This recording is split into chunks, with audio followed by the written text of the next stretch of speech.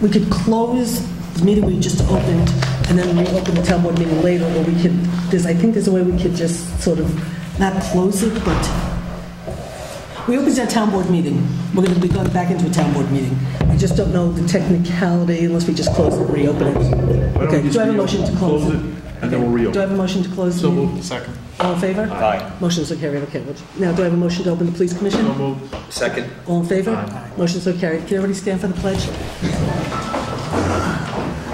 I pledge allegiance to the flag of the United States of America and to the republic for which it stands, one nation, under God, indivisible, with liberty and justice for all.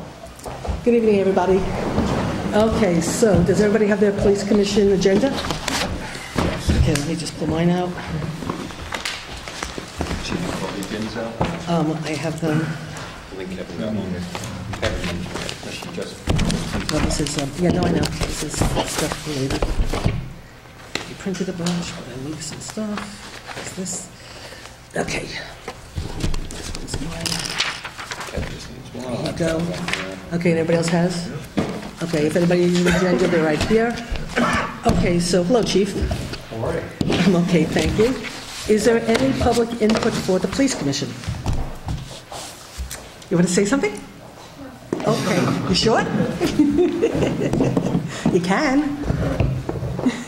You want to say congratulations, Daddy? Oh, it's a little too soon. We'll give you a chance. Okay, so Chief, we'll turn it over to you to start your reports. And all right, we can start with the defensive action reports for the month of December. We'll do December's report, and then we can finish up with the January report. Okay. For December, we had 2 defensive action reports for the month. The first one had to do with 2 officers using defensive action. Involved a 26-year-old male, weight 5'11", 170 pounds, medium build. It was for a DWI arrest with the initial charge. It went into a MHL after the arrest. The person began to react because he was getting arrested. Did not listen to the officers. He threw himself to the ground and began punching the ground, not to hurt the officers, but for the officers to prevent him hurting himself, and also to finish the arrest process. They used an arm bar, each of them, to put him in handcuffs. He was transported. He wasn't injured from that. He was processed for the DWI, and then he was transported for evaluation for MHL. The second defensive action used 2 officers, 2 reports. This one involved a 63-year-old white male, 5'10", 165 pounds. This was a call for an MHL also, where he was a suicidal subject type call with an individual with a shotgun. When officers arrived to the scene, one officer took out the less lethal shotgun that's set up with beanbag, and the other one had a shotgun. Once they confirmed that the individual put the weapon down, they secured their weapons and then had him transported for an MHL. No injury, the transport was just simply for the MHL treatment. For the month of December, we had 4 accommodations. Compliment letters.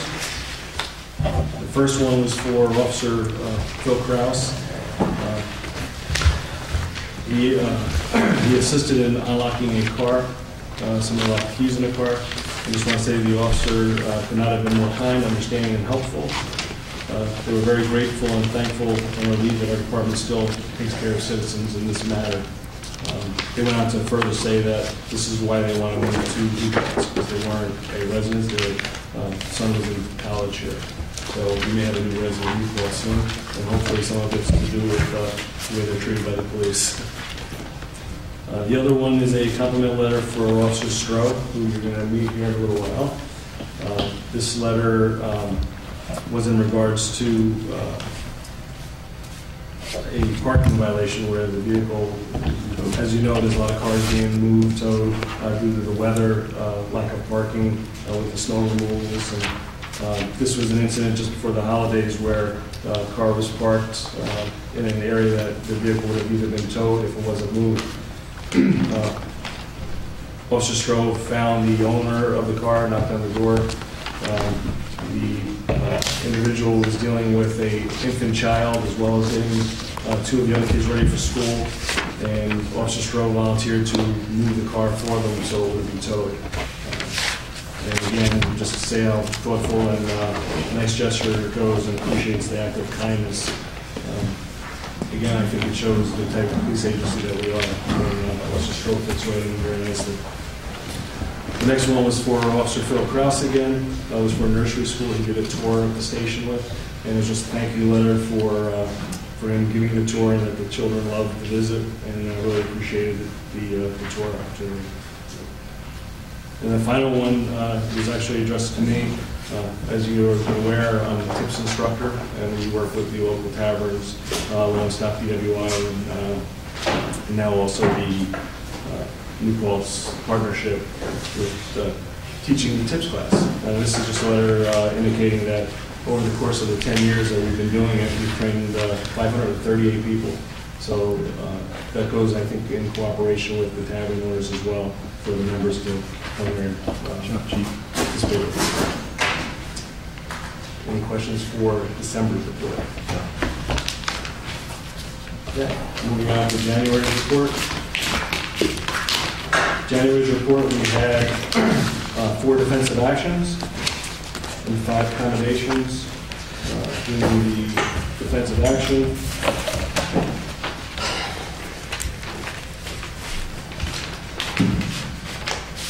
First one had 1 defensive action, 1 officer doing the defensive action. Had to do with a 24-year-old male, black, 6 foot tall, 200 pounds, medium build. The charges for disorderly conduct and then resisting arrest. The individual was placed under arrest for disorderly conduct, which time he pushed the officer. The officer used an arm bar, guided him down to the ground, and took him into custody. The defendant suffered a minor abrasion. We called the rescue squad to check him out, at which time he refused any treatment or care. He was processed and no further. The second defensive action, 1 report filed. 34-year-old male, weight 5'8", 210 pounds. This was for a mental health. We received a call from an individual with a knife. An officer arrived at the scene, took out the less lethal that we discussed earlier. Once it was confirmed that the individual had put the knife down, the less lethal was secured, and the individual was taken care of and transported in regards to their mental health. The third one had 3 reports filed. Had to do with a 52-year-old male, weight 6'2", 245 pounds, large build. Received a call for a mental health suicidal subject with a gun. Subject was supposedly in the wooded area. This was a very cold night. I was out at the scene myself, and I give a lot of credit to the officers for the time they spent out there trying to locate this individual.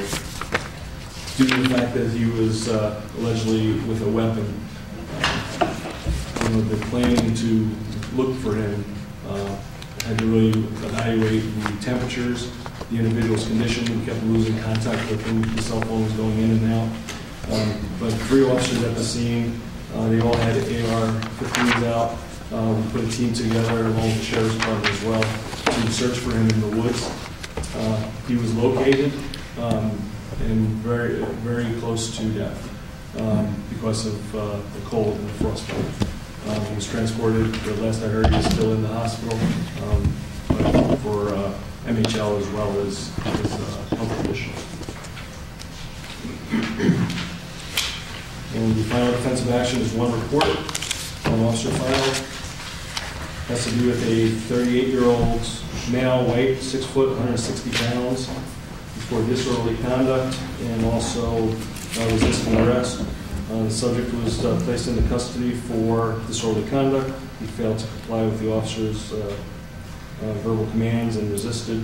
He was brought down to the ground and handcuffed. He did suffer a couple of abrasions also, and was looked at by the Modena Rescue Squad at the police station.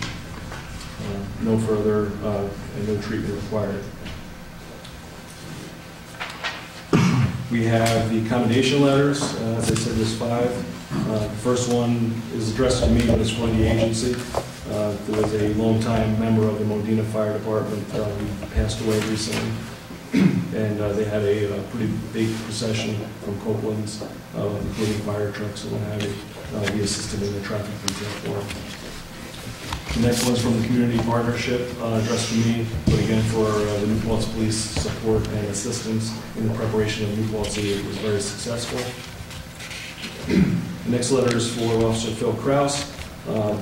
Wanted to thank, he handled a car accident where the individuals could not drive the car and had to be towed, and he assisted with doing an escort to their residence, and much appreciated of their kindness for his actions of doing that.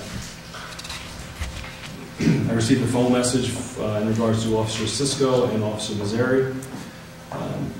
This had to do with a lockout where they assisted in opening up a member who worked in a local business, left keys in the car, and just wanted to say that they're the most kind officers that she's ever met, and very professional. Professionalism is outstanding. Seems to be more of the comments of our members, and I'm proud of that, as we all It should be. The final one is, is addressed in regards to domestic, and there are several officers. The letter indicates Officer Cheryl Benjamin, but they also indicated that there were other members involved, right, starting from our dispatcher. Dispatcher Leondo, Officer Halstead, Officer Cisco, Cheryl Benjamin, Officer Benjamin, and Sergeant Sutton. They all were on the case. Had to do with a violent domestic. The way they handled it was extraordinary. And this letter actually indicates that, as well as Cheryl, talking about Cheryl, she was kind, professional, caring, and most helpful. Such a painful, traumatic experience, but yet doing her job the way she did made it manageable. So that is awesome. This is a remarkable letter. Yeah. Something I'd like to say, and I mentioned it at our department meeting that we had. Pardon my voice, it's a cold weather, it's still closed. We had for 2014 35 compliments or commendations that came in for our officers. We had 3 complaints, and I think that's absolutely fantastic. So again, proud of the members of our agency, and we're really out there doing good work.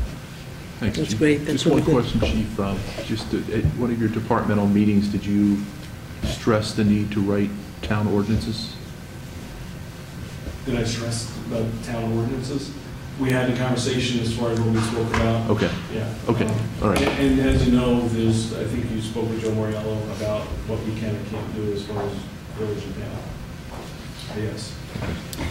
And I'm sorry, Joe, I'm just going to skip ahead a little bit, I believe, because it was actually in February, on the night of the fire at New Paltz, at STS. There was an incident on Main Street. I don't know if you can just give a quick view of it. I understand it was handled very quickly. And yeah, we had, I know there was some concern, and somebody said there was things going on for a long period of time.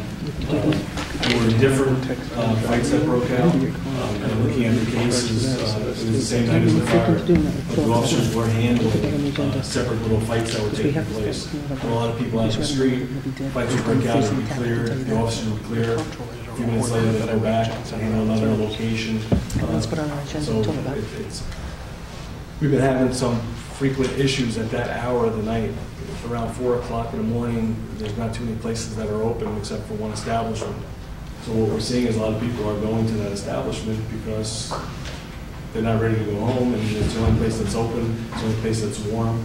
So we've been having some issues, there. do we have a need for maybe getting together, or supervisor, or maybe you with the Tavern Association, or some of the Well, that actually has board? nothing to do with the tavern. Oh, no? I wish it did, because if there was a liquor license involved, then we have a little bit more of a tool with working with the state liquor authority.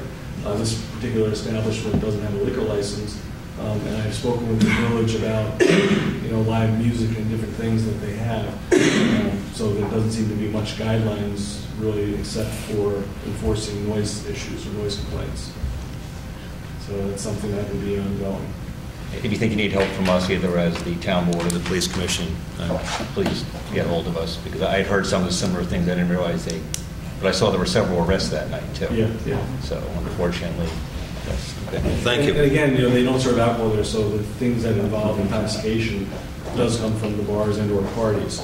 But it just, like I said, instead of there not being a place for anybody to go and getting in their cars or walking home or whatever the case may be, they seem to congregate at a certain corner in business. So we've been experiencing some difficulties with. Now, what's the location without a liquor license? It's still open? It's like a restaurant. Okay. Restaurant downtown. Okay. It's open after 4 o'clock? Until people leave, they'll stay open until, as long as business is rolling in, they keep the doors open. It's right there in the corner, isn't it? Yeah. Brick building? Yeah. And is there a lot of it- business after 4 o'clock? It's, I guess, there's some night people that work here, that are here tonight, that can express it gets very crowded. As the bars have their last call, they close the doors at 4 o'clock, everybody's out. They tend to go there where they can get some food and hang out still. And that's where that altercation happened? In front of that location, yes. And we've had other situations there as well. I know I saw I believe an email or a letter that, or maybe it was a Facebook posting that was sent that indicated that it came out of a bar is where this all started. We didn't have any issue at the bar that they were referring to. So I don't know if that's where most of the crowd came from, but it didn't appear what. So let me just ask a question. If there was a couple of police officers, whether it was state, county, town police officers that just happened to be converging in that particular place around that particular time and hanging out for whatever, do you think that might discourage people from congregating there and they might think about going home sooner? I think we probably get a lot of activity there, so you do have a police presence. Generally speaking, bars are emptying out. We'll have officers on the Main Street area, so we are out there. You may have seen in the one remark that our sergeants and officers have spoken to the owner about some of the issues that we've encountered, and I think it's being looked at as maybe we're picking on them rather than just trying to solve an issue that we've been experiencing. So, You're not picking on them if all of a sudden there's a dangerous situation being created and, the incident that happened, you had to bring in a lot of policing agencies, right? There was a number of arrests. several agencies. So, I mean, sheriffs and state. it's not picking on somebody, it's trying to make sure that the next incident is not more dangerous and more problematic, than the incident before it. So it's trying to solve the problem, not creating... It's something that we're working on. I've been in contact with the village planning board building department to see if there's any more adjustments we can do. So, Thank you. Okay. Next up on the agenda, since we have so much in the meeting. I'm looking forward to conducting a background on another police officer for part-time. We've already done interviews, and we can only do it so many people at a time. So now we're able to begin the background. So I just want to get approval to begin that background on the individual. Would somebody like to make a motion to approve the chief to start the... So moved. Do I have a second? Second. Any discussion? All in favor? Aye. Motion so carried. Would like to get approval to conduct interviews for part-time dispatch. So moved. Second? Any discussion? All in favor? Motion so carried. Aye. Aye. Would like to do a swearing in of Officer Stroh. I don't know if you want to wait till your town board meeting actually starts for that, or if you want to... Is that okay if you wait a little bit? Okay. We'll do it forthwith, do it right in the beginning. Well, we'll do it right in the beginning Yeah. and stuff. Get it started. I want to do an update on the patrol units that were being replaced. Go ahead. We have two of them, one that was involved in the accident, and the other that was... So actually, this update on replacement patrol unit status is going to lead us into the other authorization of at least Yes. 2 cars, right? So why don't we move the authorization of 2 cars right underneath this update, because that's what he's going to ask for. And just so you know, is we did, I worked with Arlene, we did settle the check that came in from insurance. Yes. That was, okay, so So I worked with he'll do- Arlene on that, and I That saw was all your... taken care of. Yep, it's... Well, I guess he'll do that when he does his update, but I know he's going to ask us to not buy the cars, so... So there's a couple things, one of which I need to, for the lease for the vehicles, and these were both budgeted in the budget, they were both in the budget anyway. But now we just had to change some paperwork from the one that was in the accident for a new lease to cover the old one, because the old one was satisfied. So you're probably very familiar with these. Just need supervisor's signature there. That's for the lease. So this is closing out, this is That's for the new lease for the 2 cars. This is for the new ones. Yes. Well, first, why don't I have a motion to authorize me to sign So this? moved. Do I have a second? Second. All in favor? Aye. Aye. Motion's carried, now I'll sign it. You keep talking while I'm And signing. then this is the title for the one that was wrecked. Everything was stripped out of it to be used in the new car, which actually brought the lease payment down, which is nice. But that's for the title to be signed as part of the trade-in for the new car. And I sign it by seller's signature, right? Nope. See where there's a little... Oh, where it says X, but there's a little Little X. X here, yeah. You only get one shot to sign this. That's why I asked You make before a I did mistake, it. now we have to wait another 6 weeks till we get a new one. That's why I asked before. Thank you. I never like to sign anything with just my name, because it's not me who's signing this. There you go. Seems like a motion for that one. What? We have to make a motion for that one. I don't think we can. We're not spending That's any. it, yeah, that's just to, we Now, we did put in a purchase order for this lease that we're just approved. The amount of the purchase order request was a little bit more than what the actual amount is. So this is what the actual amount will be. It's for 2 vehicles. It's $21,187. Okay, so even though you'd get the purchase orders and I'd look at them and blah, blah, blah, but let's do You had to do a pre-approval for that one. we did a pre-approval, so I did a pre-approval so we could get it paid for, blah, blah, but actually, we didn't do the pre-approval. No, that you're going to do tonight. We're going to do tonight to make it, so this doesn't have to wait for next month's warrant, because they are down the cars and they need the cars.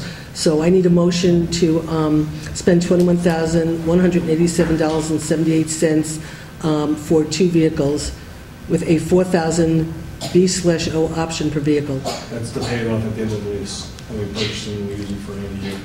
So do I have a motion? So moved. Do I have a second? Second. Any discussion? All in favor? Aye. Motion so carried. You can keep that. So Okay, you- I'll give this to Arlene, That's so- what the check has to be for. Okay. Okay. So this is going to, you want to give this to Arlene? Yes. Tell me, go ahead. Okay, so that's that one, that's that one. Okay, so now you have equitable sharing agreement. Yes. Kind of Casey, you want to come on up? There was a chair up there.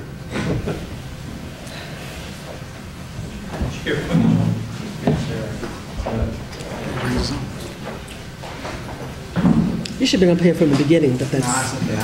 It is like it's a light. So you do know you're back there, your head's on the camera.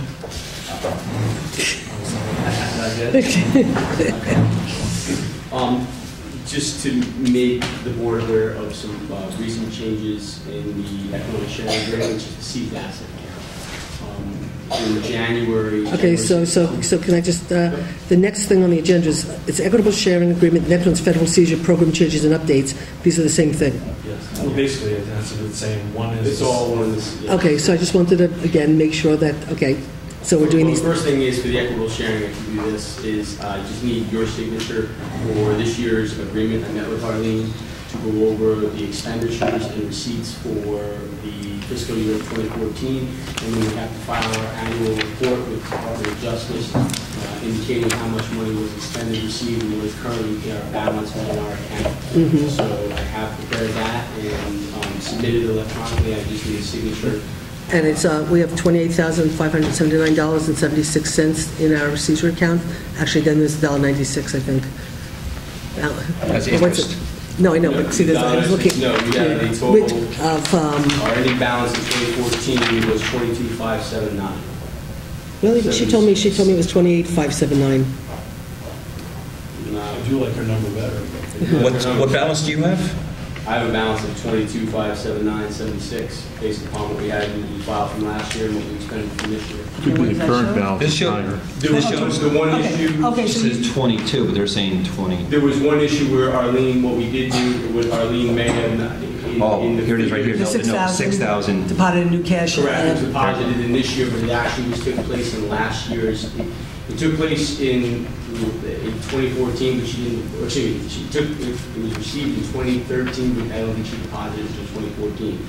It was, Okay, she so- held on to that one check for a period of time and credited it when it should have been. Okay, so in other words, the 22 is what we're signing, not the 28 that she's shown because of the $6,000 that we just deposited. Okay, so you need me to sign that? Yes. Okay, so I would just like, let's just keep it all up above. If I have a motion to authorize the supervisor to sign the seized asset account balance sheet to go to the state. So moved. What, do you want to make a second? I'll second it because they weren't paying attention. No, we're paying attention. Okay. We're also wondering, though, with the cleaning the safe out from those seized But assets. that's different than this. We can That talk doesn't about go that. with seized assets? That's not seized assets, they're totally different. We can talk about that in a second. Okay. Okay, All in favor? Aye. Aye. okay. So only one place I have to sign? That's it. Okay, and Joe, you have to sign it so we can get it in. Okay, so now there's also a, changes to the program? Well, with the program, the federal government has made some changes. The Attorney General has enacted a policy which will limit our ability to seize funds federally. Local and state agencies are limited in using federal guideline, federal law to seize assets now. For example, drug cases. If we were to work a drug case and recover cash as a result of that, we could seize it federally. We can't do that anymore based upon the new directives that were put in by the Attorney General. There are certain limitations. So they're not sharing the money with us anymore? Well, you can't even seize it under federal. We would seize things under the state guidelines, which are a little bit different. And under state guidelines, we really don't see any of that. Federal seizure, we were able to get a greater percentage of whatever funds we took in or seized as part of the investigation. Now, when you say the AG, it's a state AG? No, It's a the federal. United States Attorney General. So the United States Attorney General actually created a change into a program that in essence gave the state more power to keep the money than It the doesn't necessarily local? give the state more power. What it did is he limited the role that the federal government had in local cases. He is limiting the use of federal seizure law in state violations with state and local. So he's making it exclusive. So you can't even seize under federal law now, is that what Well, you're there's saying? certain limitations. The child pornography, gun cases, safety, public issues of public safety, we could potentially make application for seizure. The normal run-of-the-mill where drug arrest minus a gun. So they're exclusive now in federal, and you guys are out? Yeah, we would have to, they will not allow federal, they will not allow a local or state agency to file a federal seizure when it's a violation of a state or local law. It has to be federal unless there is issue of public safety. And then the other exception is that potentially if we were to work a case with a federal agency, then that may allow us to make a federal seizure. So now, anytime we have a case like this, we would be looking to seize it on the state level. And on the state level, and again, I'm trying to find exactly where it is, but my memory was that we would not see anything. The state does 50%, and then I think the district attorney's office. So there's no sharing under state law, is what you're saying? What we would share is what the district attorney would give us as their seized asset. And Pass a local law then. and then is that defined by the state, how much the district attorney's share has to come back locally? The state, I'm trying to find the exact statute, I haven't been able to, but we've never seized in all my time here. We've always used federal seizure statutes. We've never seized anything on the state level. And the reason we didn't was because the local agency doesn't really get a percentage of any of that. Would we be able to, Kevin, do some kind of local that's law? my question for the chief. Now, does this tie into, Chief, we have a gentleman from the county sheriff's department that comes down once a year with a check That's from the urgent That's task different. force. That's urgent task force. That's So they accounting. use state seizure, No, they use federal, and they still may be able to do it. but they may be out too, right? Well, it depends. Well, we had a conversation about that because some federal agencies do work with the task force.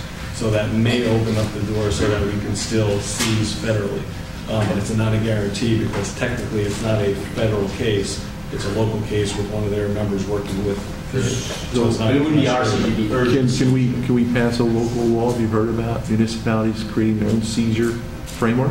I don't think you can, but that's something. Well, why don't we do this? If we can, if you could start to pull together, like you said, we've done everything under the federal seizure. You haven't really investigated the state stuff as much, or Talking with the other agencies that I'm aware of, I'm very certain that the seizure breaks down 50% to the state, There's no share. Okay. 60% to the state, and the remainder of that money goes to the district attorney's office. And the idea is that the district attorney's office would then share those funds as needed with agencies as they're requested. So then what we might want to do, and Kevin, maybe you can help work on this a little bit, is,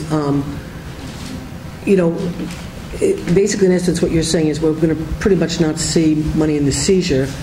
So the $28,000 we just approved might be diminishing very quickly because you're not going to be replacing it for the moment based on the current circumstances.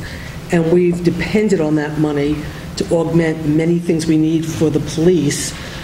And now under a cap environment where we have more trouble, so maybe what we want to do is try to get an understanding and then try to draft something where we go up to the state and start to sort of we can try to work with the Attorney General's office and sort of say, can you help us do something, or we have to just start to lobby our legislators to see how we can now change this dynamic, because again, we're getting hurt and it's hurting the very policing agencies, that need this money to augment. And so let's not drop this, and let's try to just keep, investigating where we're going to go and how we can sort of find a way to not hurt our policing agencies, by losing this money. We've counted on it over the years. No, I know we've always counted on it. I mean, we're always talking about taking money from seized assets for certain things that we need.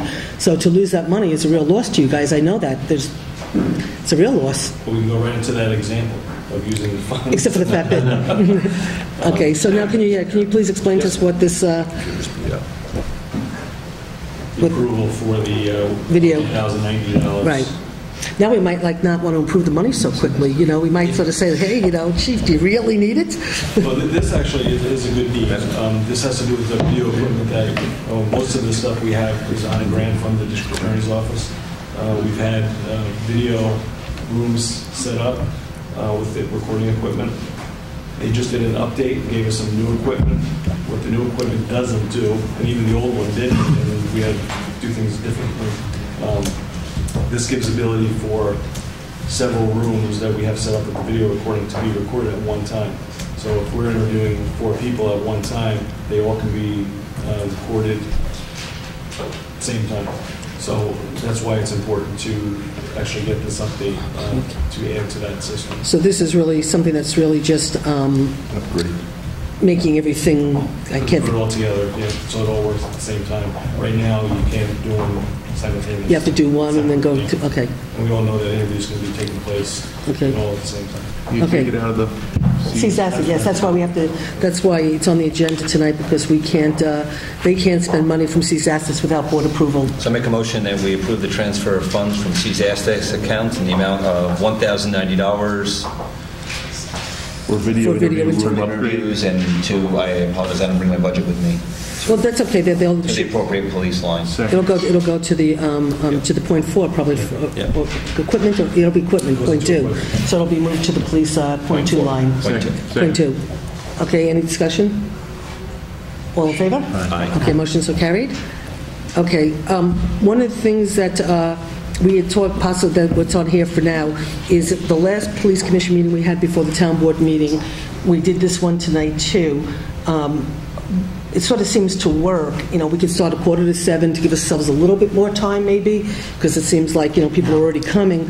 But it seems to work to do it the night of a town board meeting, and if that's okay with everybody, So do you want to set it for like a 6:45? Is that okay? That'll give us for more the- time? Is that? No, but he likes it. Yeah, that's fine. Oh, okay, no, that's. Yeah, yeah. Let's go with the So, rest of it. is everybody okay? We'll do it at 6:45. That gives us 45 minutes if we ever need more time and stuff. And Yeah, I just think we should keep the door open in case we know we're going to have a longer one to maybe push oh, sure. Well, no, we always can. I mean, Yeah. we'll just set them for Thursday, the Sure. third Thursday of the month, 6:45 for a police commission meeting.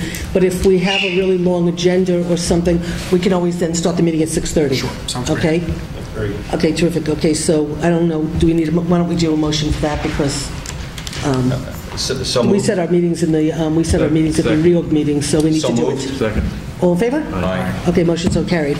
Okay, so before we actually welcome a new officer, let's just. We need to do that as a town board, because the town board person. So we got to. We've done, no, I think we've done it at police commission meetings, because we are. So, but before we do that, I just want to also talk on, there's a downtown, a couple of years ago, I think it started maybe when I first came in 3 years ago, or no, it was 2 years ago, the Good Vibes. Yes. Where we created, there were a lot of issues and problems in the downtown, and so there were a bunch of residents that were meeting and having meetings together, and I got involved, and then we created meetings down at the police department, and the college police, SUNY police come, the chief, Luke Casey's there, we have Michael Beck representing the bars, we have landlords representing the landlords, and then we have downtown residents with like Ellen Rocco and Amy Cohn and a few other people who come. Out of that, we came up with a campaign called Good Vibes, and the whole purpose of it was to sort of create sort of a protocol to sort of remind people who come to the bars at night that they live in a neighborhood, and when they go home at 4 o'clock from the bars, to try to keep it down and remember there are other people living in the neighborhood. So this campaign called Good Vibes, Good Neighbors. Good Neighbors, Good Vibes. Good Neighbors, Good Vibes campaign was drafted, and with posters being done. Budweiser, I think, is creating coasters for the bars for them to have, and there's been a whole design and stuff. So on, what's the date that, do you have it or I have it? Because I did it wrong the other day. Yeah, no. I believe it's the 12th, March 12th. March 12th? Let me just confirm. I think it is March 12th because it's a friend's birthday. Yep. Okay, so March 12th at 4 o'clock at P&G's, right? Yes. So March 12th at 4 o'clock at P&G's will be the unveiling of the Good Vibes, Good Neighbors campaign, Good Neighbors, Good Vibes campaign, and we'll be doing a press conference and unveiling the posters, the coasters, and a bunch of other things. So I just wanted to announce that to whoever wants to join us. Everybody's welcome.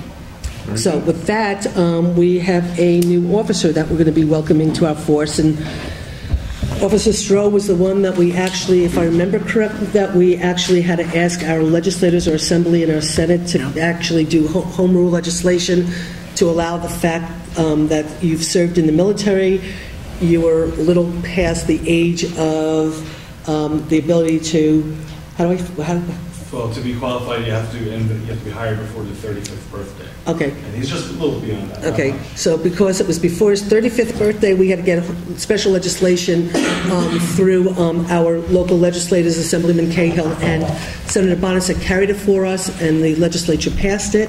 And Officer Stroh is able to be joining us as a New Paltz police officer.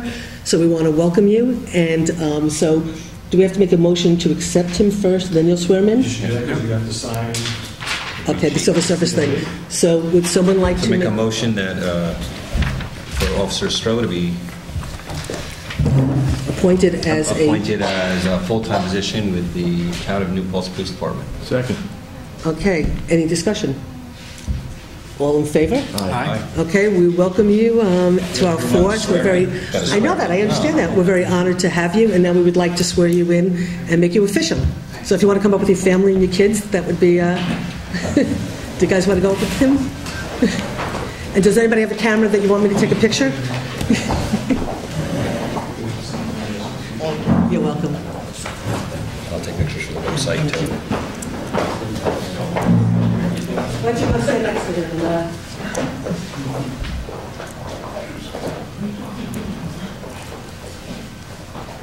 It should be on. No? Don't have to wait.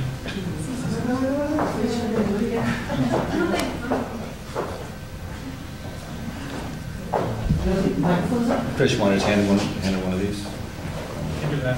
This one? Oh, no, Roseanne.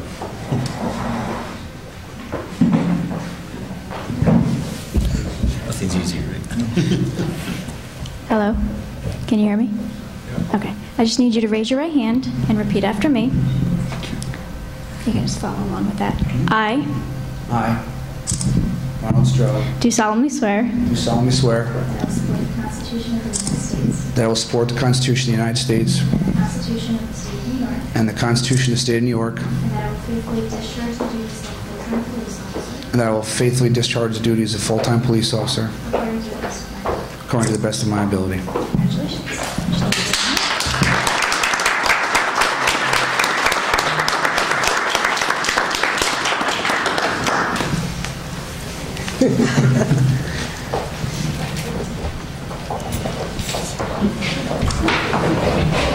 Welcome to the force. Award. Thank you for passing the test. Thank you. Welcome. Congratulations. Okay, so let me just, you stay for a little while? I'd like you to Can talk I a make a little motion bit. to adjourn? Okay, go ahead. Motion to adjourn our police commission meeting? Second. All in favor? Aye. Okay, motion so carried. And today's date is the, 19th. Want to give that back to me? I'll make copies. I'm going to give it back to you right now. Here you go. Okay, so now we're official.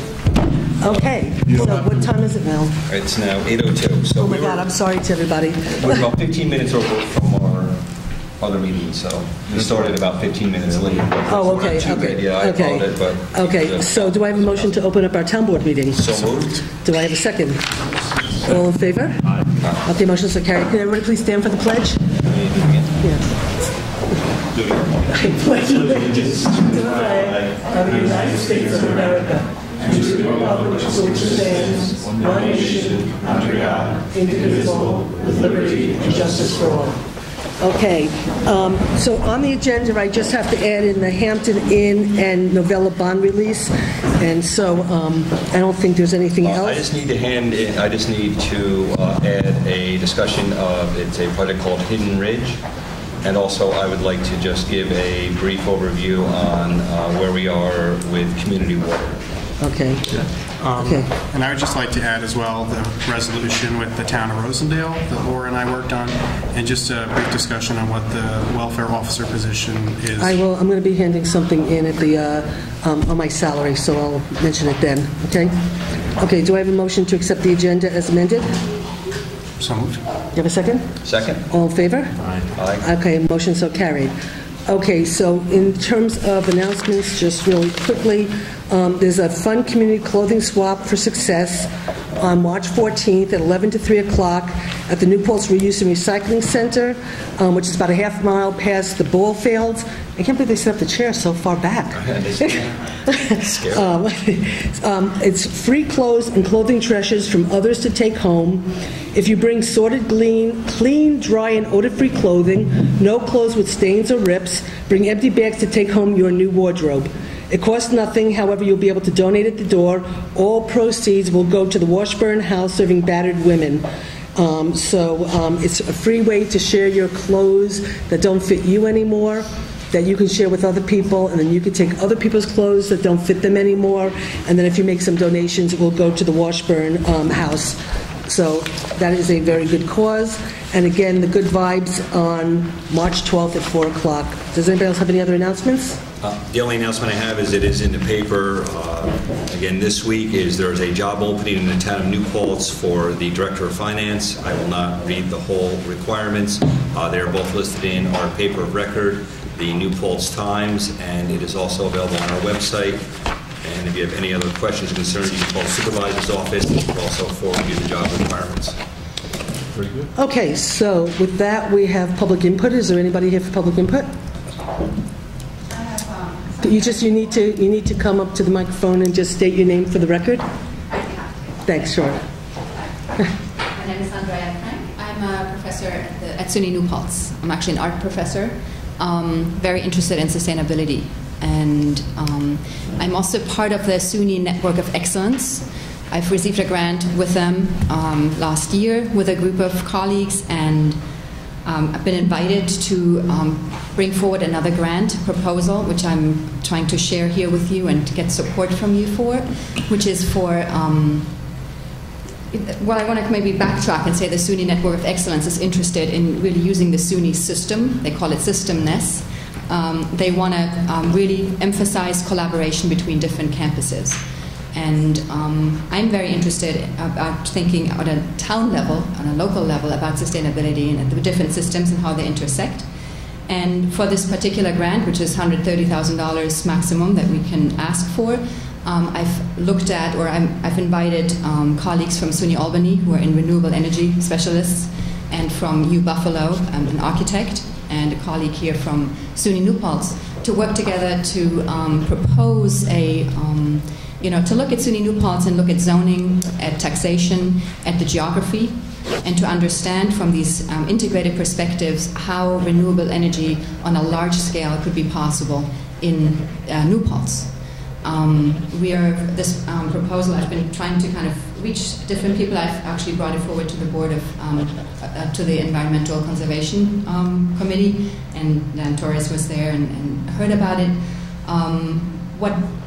What I'm looking for is buy-in from the town, or interest from the town, that we might want to do something like that. This would imply working together between the campus, and I aware that there's some faculty who is interested in working with the town, and opening doors to having people from the SUNYs come in and work with us to help us fundraise, find the right funds to move forward. Just now, my colleague, this is not my specialty. I'm an artist, actually, but I'm very interested in interdisciplinary collaboration and sustainability. So my role is in a way to kind of interface, or to kind of open these doors to make a collaboration like that possible.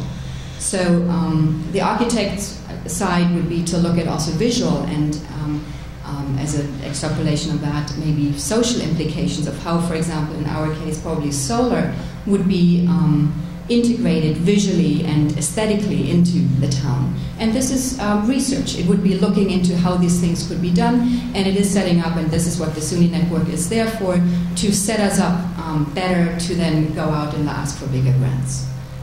I have emailed my proposal before, a copy, a draft of the proposal to you, and I'm just hoping for buy-in, hopefully a letter of support, which I think would help the grant, and love feedback. Have you been talking to Laura at all, also from our reuse? And you've been talking with Laura, who also has worked with the college. That's how we got that composting going, and so I don't think the town board in any way is adverse to it. I mean, I'm not completely understanding exactly what you're trying to do, because there's a lot of groups out there that are doing solar, and there's a Solutions Project, there's Solar City, there's a lot of things. So I guess I'm just a little lost at what you're exactly trying to do. We maybe move this to a time and put sure, on an agenda. Sure, yeah. I mean, we could, I don't want to get into discussion. What's the deadline on the grant? Well, March 1st, we would have to send this in. Okay, but you sent us what the grant sort of thing. I do have a copy here. Also, okay, so if you could just if you could give the clerk the copy, we could look at it. I don't think anybody's going to have a problem with. Is the board have a problem? Would the board authorize me to write a letter of support? I have to read the grant to make sure that there's no in-kind. I want to see what. Right. There is not, but I put it right here. Well, we're going to meet next week. Yes. Yep. So we'll look at the grant, and then we could next week. Have you talked with the village at all? Okay. They're supportive. We'll write our letter also. Well, that's what I said. We can put it on the agenda for next week with the village, with the town and the village, and we can hopefully maybe agree to support it together. That'd be great. Okay. Then the writing would be pretty short notice, if that's okay. Well, you're just asking us to write a letter of support. Right. It's just that we're handing it in by the 1st of March. So I'm just saying. Well, we'll all read the grant, and if we don't have a problem with it, we can start writing a letter of support and just approve the letter that night. Thank you so much. Okay? Terrific. Thank you. Okay. Is there anybody else who would like to speak? Okay, with that, we're going to be giving privilege of the floor to Bishop Christopher Williams for the Master's Touch. Just to give a little bit of a background, after the last town board meeting that we had, which I think many people who were at the meeting and many people in the community know that it was a very contentious meeting with I don't even know how to quite explain the last meeting and the impact it had on the board and the impact that it might have had on the community members. Regardless, it was a bad evening for all of us. It was a bad evening for the community, and it had a lot of repercussions in a lot of ways. And so I received a lot of phone calls from people who wanted to support the work of this town board and the work that we're doing, and a lot of people in the community who are sort of upset with what they're seeing in terms of how their elected officials are being treated and just how, as a community, we're dealing with each other. And so a number of people reached out, and Bishop Christopher Williams and the Master's Touch, Janice Dixon and some other people, and Willie Dixon, reached out and asked if they could, they wanted to help, and they asked if they could come and speak tonight with the focus on what it really means to be a community and how we don't have to like each other and we don't have to agree with each other, but we all are neighbors and we all see each other in church, in synagogue, in ShopRite, at our kids' plays. And if we want to build community, there's ways to build it. And the Reverend asked if he could come speak with us. So you've got the privilege of the floor. And thank you for coming tonight. We really do appreciate it. My pleasure. Thank you for this time. Master's Touch has been in New Paltz for 5 years. And ever since I've came to this community, originally from Kingston, on my way from Brooklyn, New York, this has been a fantastic community. I've seen things change and some wonderful things done by the board, by this community. I saw how the community comes together many times. And from an outsider, it is a great pleasure to be part of this community. I told the supervisor, even the police force has been excellent. And until you go outside the circle, you will understand what I'm talking about. This is an excellent community with excellent people caring for one another. I want to share the story with you to understand what type of community that you have here. On last Sunday, we were coming here to have worship. And my son's car had broken down, had a major blowout. So we were changing the tire, and we just couldn't fit all in there because we had some weight in there. And I said, you go ahead, and I'll walk, and I'll call my wife, and she'll come pick me up.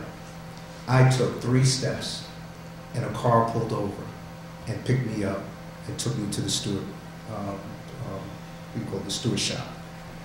This is a testament of your community. You have a wonderful community. You must understand one thing. When a family comes together, they can grow together. I've never seen a community like this. I've come from Kingston, where it's a family-oriented town. This comes right real close to it.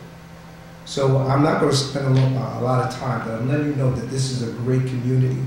You have great leadership. Many things I've seen has really put a smile on my face.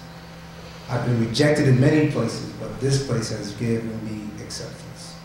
So continue doing what you're doing. You're always going to have some naysayers.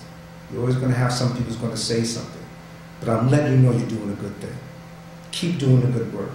If you hear some of the things that's being said, some of the things that you're doing, the community is benefiting from it. So continue doing what you're doing and support one another. Lift up this board. This board is trying to do the best job they can, and I think they're doing a fine job. So let's band together, let's come together, and let's be one. Thank you so much. Thank you. Janice, did you want to say anything, or? No. Okay. Thank you very much, Janice, for reaching out, and thank you, Pastor, for coming and speaking with us and for embracing our community. And thank you very much. Okay, so before we get into just some of the business of the town, which is not an awful lot tonight, there's just 2 things that I want to put onto the record. A statement was made at the last board meeting that David Clauser & Associates was paid over $500,000. And so David actually called and asked if I would put this into the record, and he gave me his 990, it's his 2014 miscellaneous income tax report, and it shows that he was paid $106,066 last year by the town of New Paltz, not $500,000 as reported by a member of our community. Now, it's important to understand out of that $106,000, we end up having escrow accounts, which mean we have a lot of projects that come to this town and a lot of developers who want to build things in our town, which is a testament to our town. But it costs an awful lot of money when it comes to the expenses for the lawyers and the engineers. And it's not the taxpayer's responsibility to pay for development so a developer can build and profit. They've got to pay for the services of the engineers and the lawyers. So what we do is we establish what's called an escrow account. And the developers need to put money into that account, and every time the lawyers or the engineers give us a bill, we pay out of the escrow account. So it's the developer's money that is paying. And the amount of money that comes out of escrow is dependent on the level of the project, the difficulty of the project, and the escrow money depends on how much the planning board studies and asks questions. And so very large projects have very large escrow accounts, smaller projects have small escrow accounts, but because some projects are long and consuming, they cost a lot of money for the reviews. And so therefore, we pay our engineers and lawyer out of the escrow account. So out of the $106,000 that Klausner Associates made last year from the town of New Paltz, 70% was paid out of escrow, which means 70% was paid by the developers. So $74,000 was paid by the developer. The remaining $31,880 was paid for professional services on the town board projects like water and sewer, highway, drainage projects, grants, recreation projects like the pavilion that we will be dedicating this spring. We finished a pavilion last year. We've talked about it forever at the Field of Dreams. Now we'll have a pavilion this spring where people can now rent it and use it for birthday parties and for celebrations. We've been working on getting sewer out to the Field of Dreams because there's a concession stand that was built there a long time ago and it stands empty and it can't be opened until we have bathrooms, so we've been spending money on that. So that's what the $31,000 has been spent for. It's been spent on making this a better town and a better place. The 2014 budget for the town and engineer was $50,000, not counting the money in escrow that's in planning and zoning.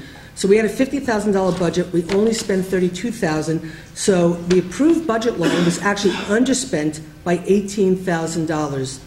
So when you have people coming to town board meetings, basically saying that our town engineer is disingenuous and a liar and all these other horrible things that he's been called, and having people make statements that he's getting paid $500,000. This is a fact, and it's a really sad statement in a way that our town engineer, who's a professional, and I was just out at the Association of Towns in New York City, and I can't tell you how many people came over to talk to me about our town engineer and what a jewel he is, and for him to have to feel that he had to hand us in his 2014 990 to correct misinformation is a really sad statement. But again, let me say $106,000, $75,000 paid for by escrow and developers, and only $32,000 paid by the town.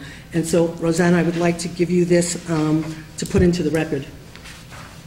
I might not actually find that so surprising because the person kept saying that they'd be happy to be put under oath to tell the truth.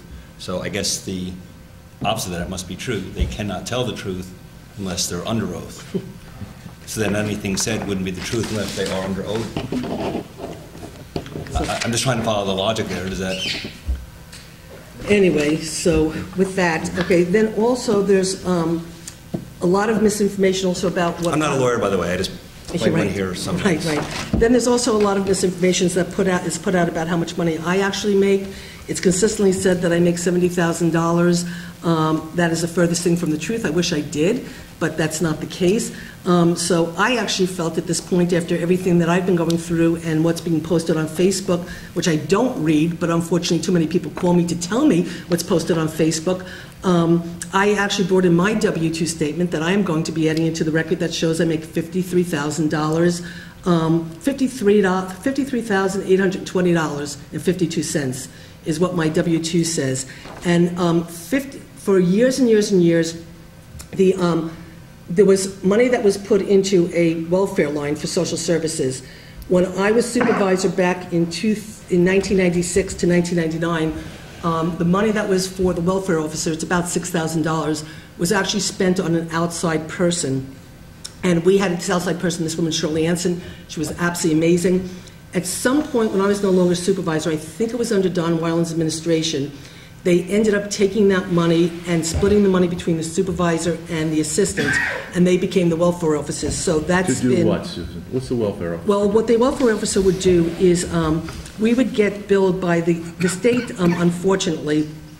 A lot of states, they actually take all of the money for social services and they pay for it, but New York State takes the money that they get from the state and 50%, well, it used to be 50%, it's now 75%. The county would pay for half of it, and we'd get paid half of it. We'd have to pay half of the bill.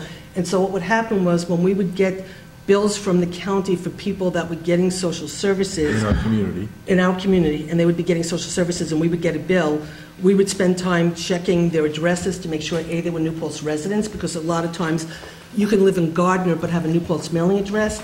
So New Paltz would be finding themselves that we would be paying the county back for welfare services that were for people that were in Gardner or Motina or Esopus. So we had to constantly go through those accounts to make sure it was New Paltz residents. Audit. So we had to audit it. So we'd go back and look at that. But then on top of it... Well, it actually went further than that, remember? I was about to say, so you might want to say... Well, two different things. We had two different pieces. One is frequently people will... on social services, some of them will apply and then they move before they are approved, and we would have to go find if they still live there, and we would find often that they don't live there any longer. Also, there was fraudulent activity. Actually, there was a very big case last year. I don't know if Lieutenant, if you guys were involved in that arrest. There was an arrest in New Paltz of two people that were arrested for social services fraud.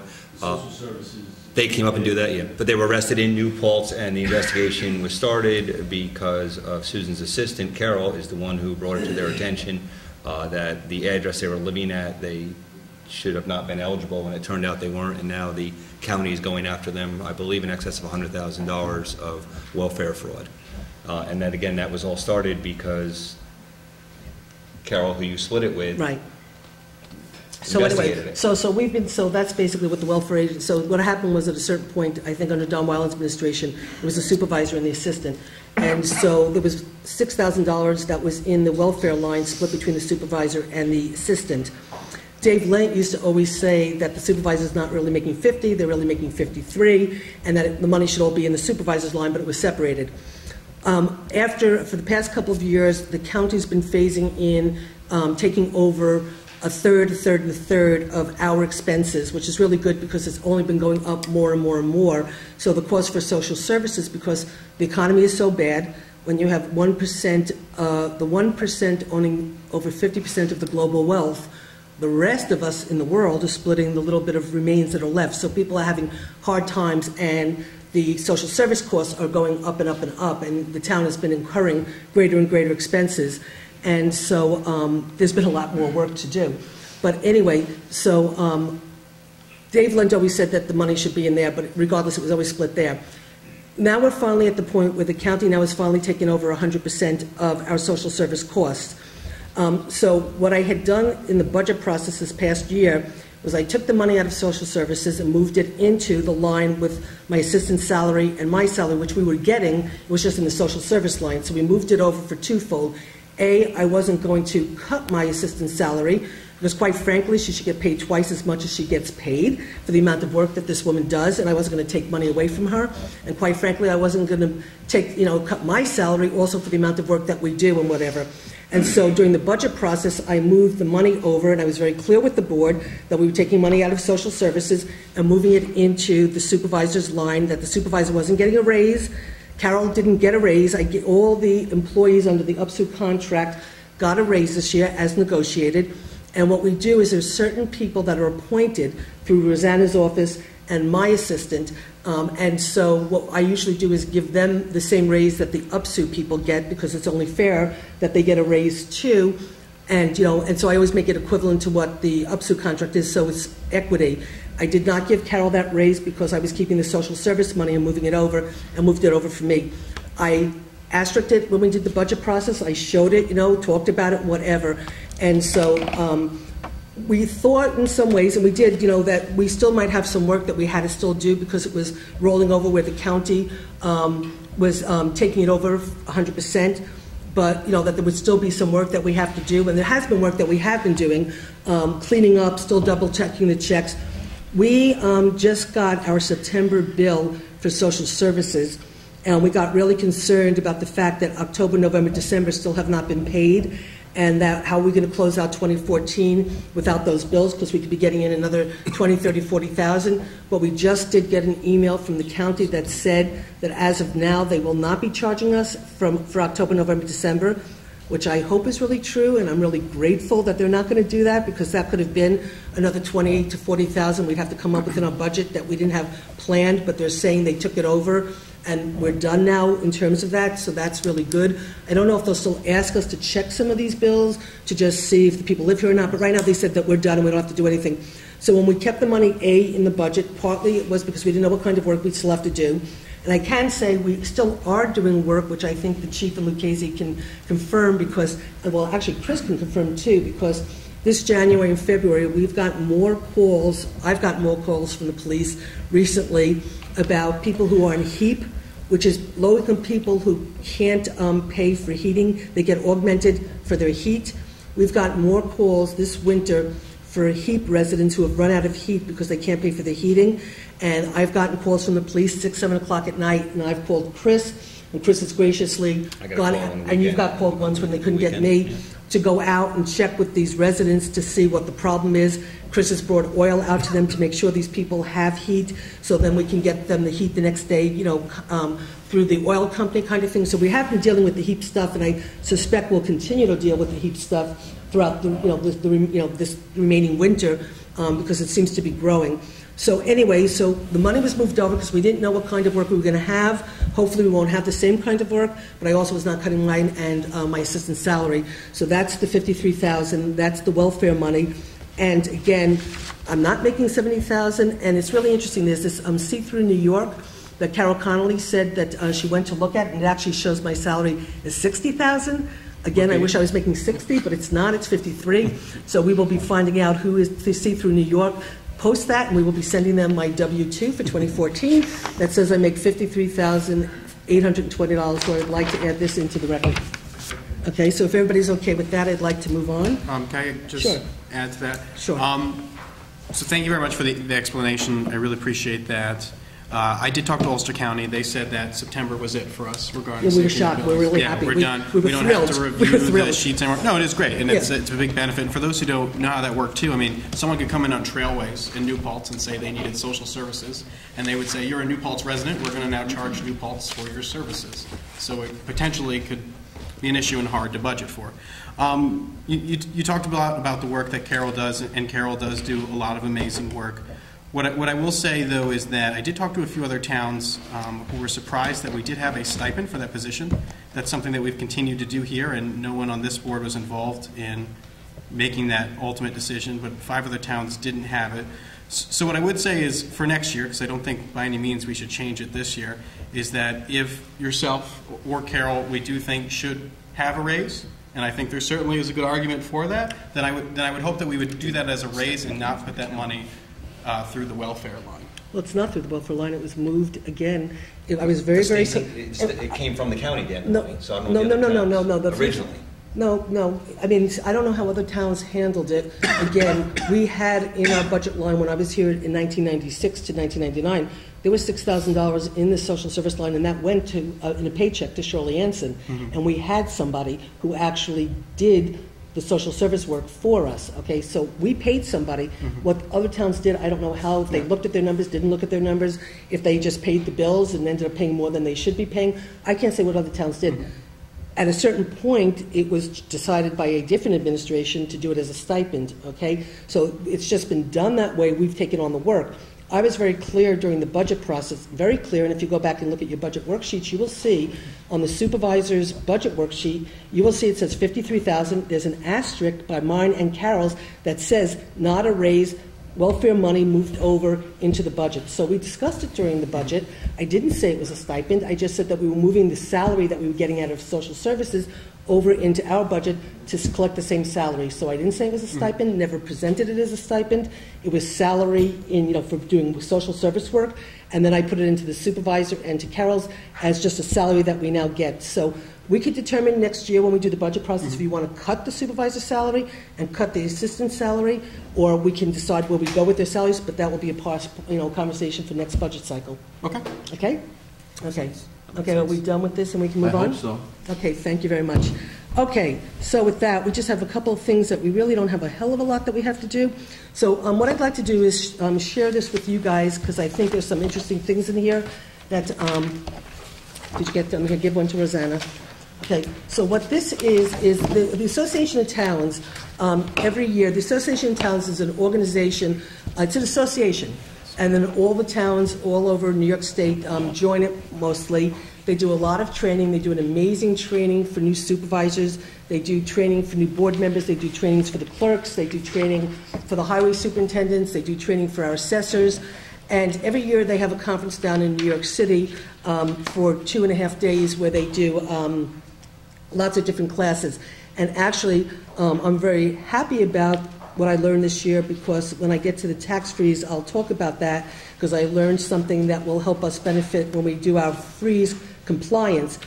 On Wednesday morning, they have a meeting of all the supervisors who go there as a delegate, and then we vote on bylaw changes and a slate of officers to represent the Association of Towns at that meeting, but then simultaneously they also do a legislative program agenda of what they lobby for up in Albany.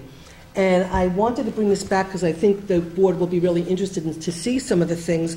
And I wanted to call the Association of Towns because I think there are some things in here that this particular board would want to deal with. Okay, so I'm going to just do the first 3 things.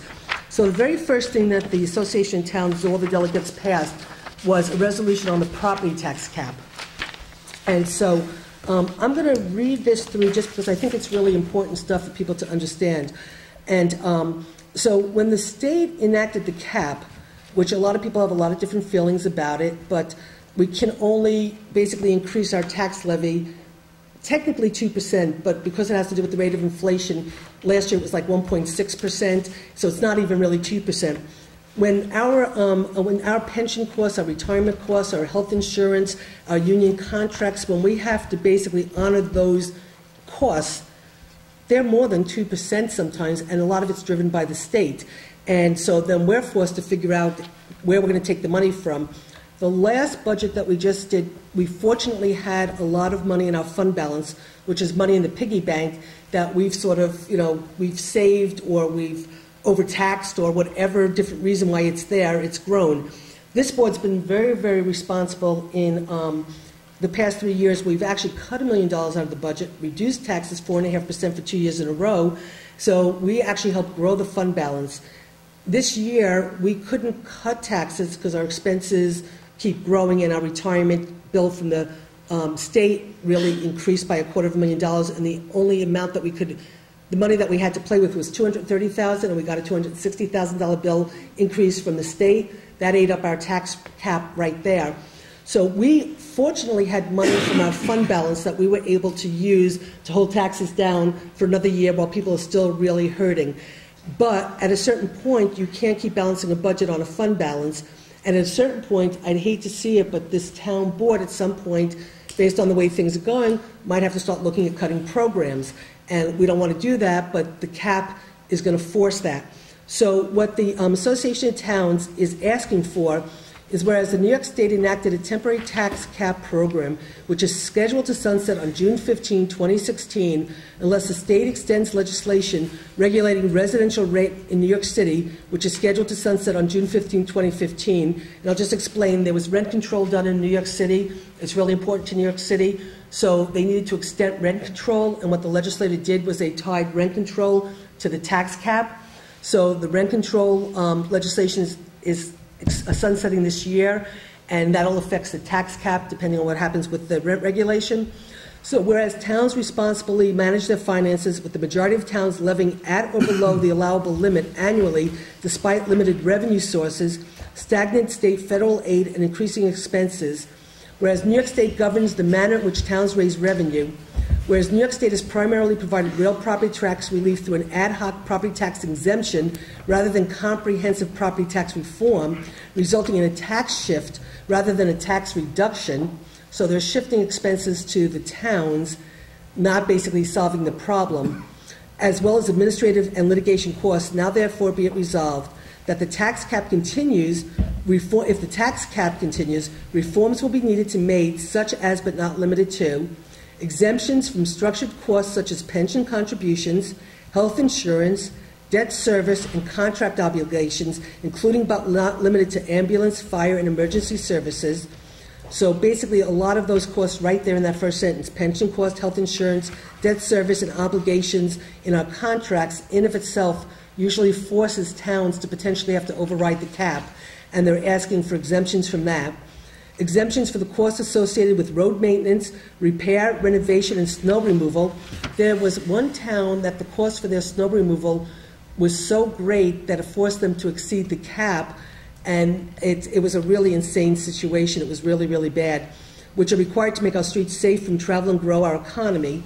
Exemptions associated with capital projects and infrastructure improvements in utilities, transportation, and communications, which are required to improve our quality of life and grow our economy. Exemptions derived from consent order and smart growth initiatives required to make communities livable. Exemptions from extraordinary expenses required to respond to public health emergencies, such as a pandemic. So God forbid we had some kind of pandemic in the town where we needed the police, the rescue, and the fire to actually keep our communities safe. That could increase our cost to a level that we would have no choice but to once again override the cap. And then I'll get into why this is getting really more important now and why it's really critically important that we manage this. Amendment of the tax cap formula to address disincentives to offer pilots, and amendment of the tax cap formula to address disincentives to consolidate services. Be it further resolved that the Associated Towns calls upon the governor and state legislature to fund and or eliminate state mandates, provide meaningful state aid, reform the real property tax system, and address cost drivers in the provision of local government services and operations in order to provide lower property taxes for all New Yorkers. So that's one hefty resolution that incorporates a lot of things, and so the Association of Towns and all the delegates approved this, and the Association of Towns will be spending time lobbying in Albany to try to make this a reality. Why this is really important for people to understand is there's a thing called the circuit breaker, which I've actually personally spent a lot of time with another Joyce Shebar from Gardner and other people to get the circuit breaker. And what the circuit breaker is if you can't afford your taxes, if the amount that you spend in taxes exceeds a percentage of your income, you get rebated back through your state income tax. And this year the governor did, in his budget, put in $1.7 billion for the circuit breaker, which is phenomenal.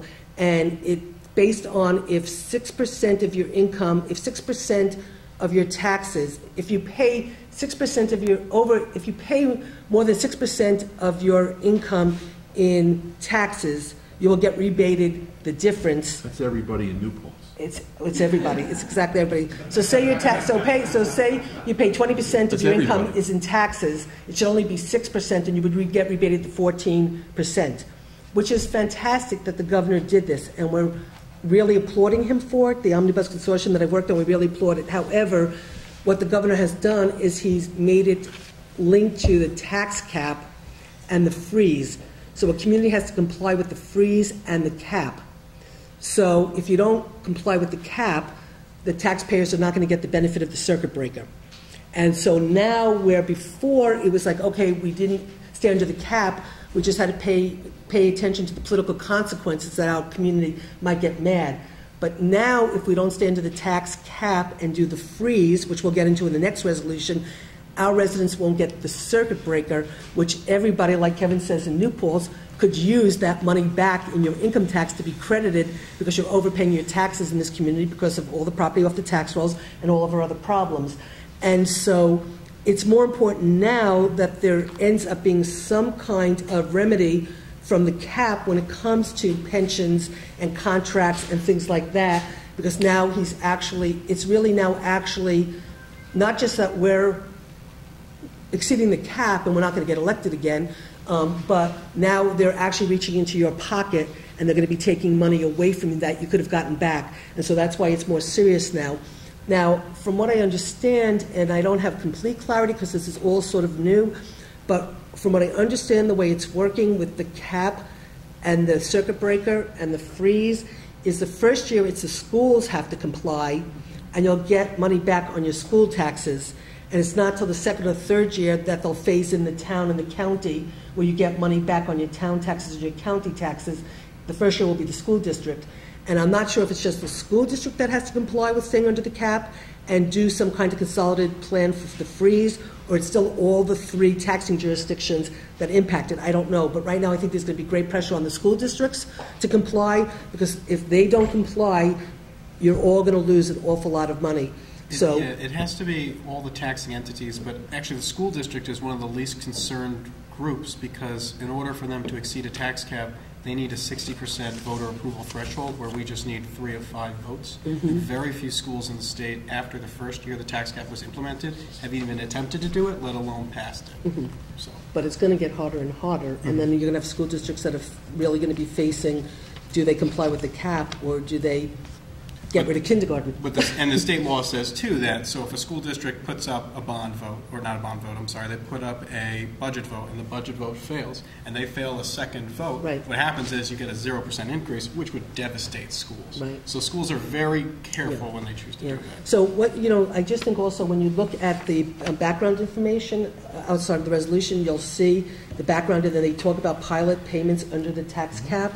And they talk about, and pilots are a sensitive subject here, and then transfer of functions and stuff. So this explains it all, and we will put this on the website. It's just that I just brought it back yesterday. So resolution number 2, there's something in here that's really good for us, and I know I lobbied a lot in Albany, and I know our county executive lobbied a lot.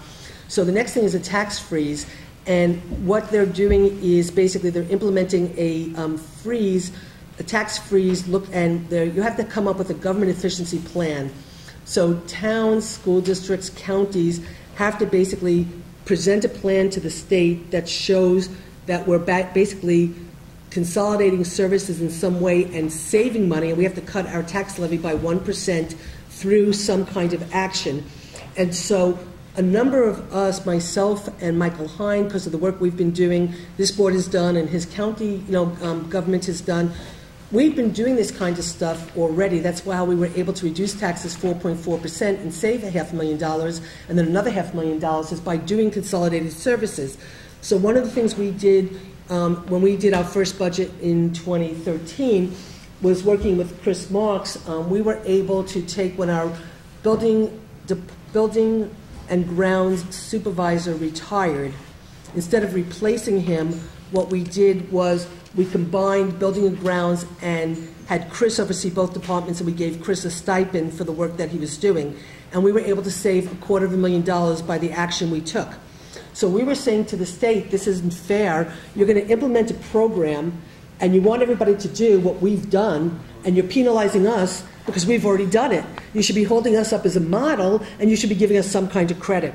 So fortunately, I think what they did do is that they, actually now I'm a little perplexed because I think I was told at the association, so this resolution is actually asking for them to allow the Division of Budget to consider actions taken before January 2012 that continue to demonstrate savings. That's why there's a look back. Right, so they're saying it is a look back, but what I'm saying is this is a resolution asking the state to do the look back, but actually when I was in one of the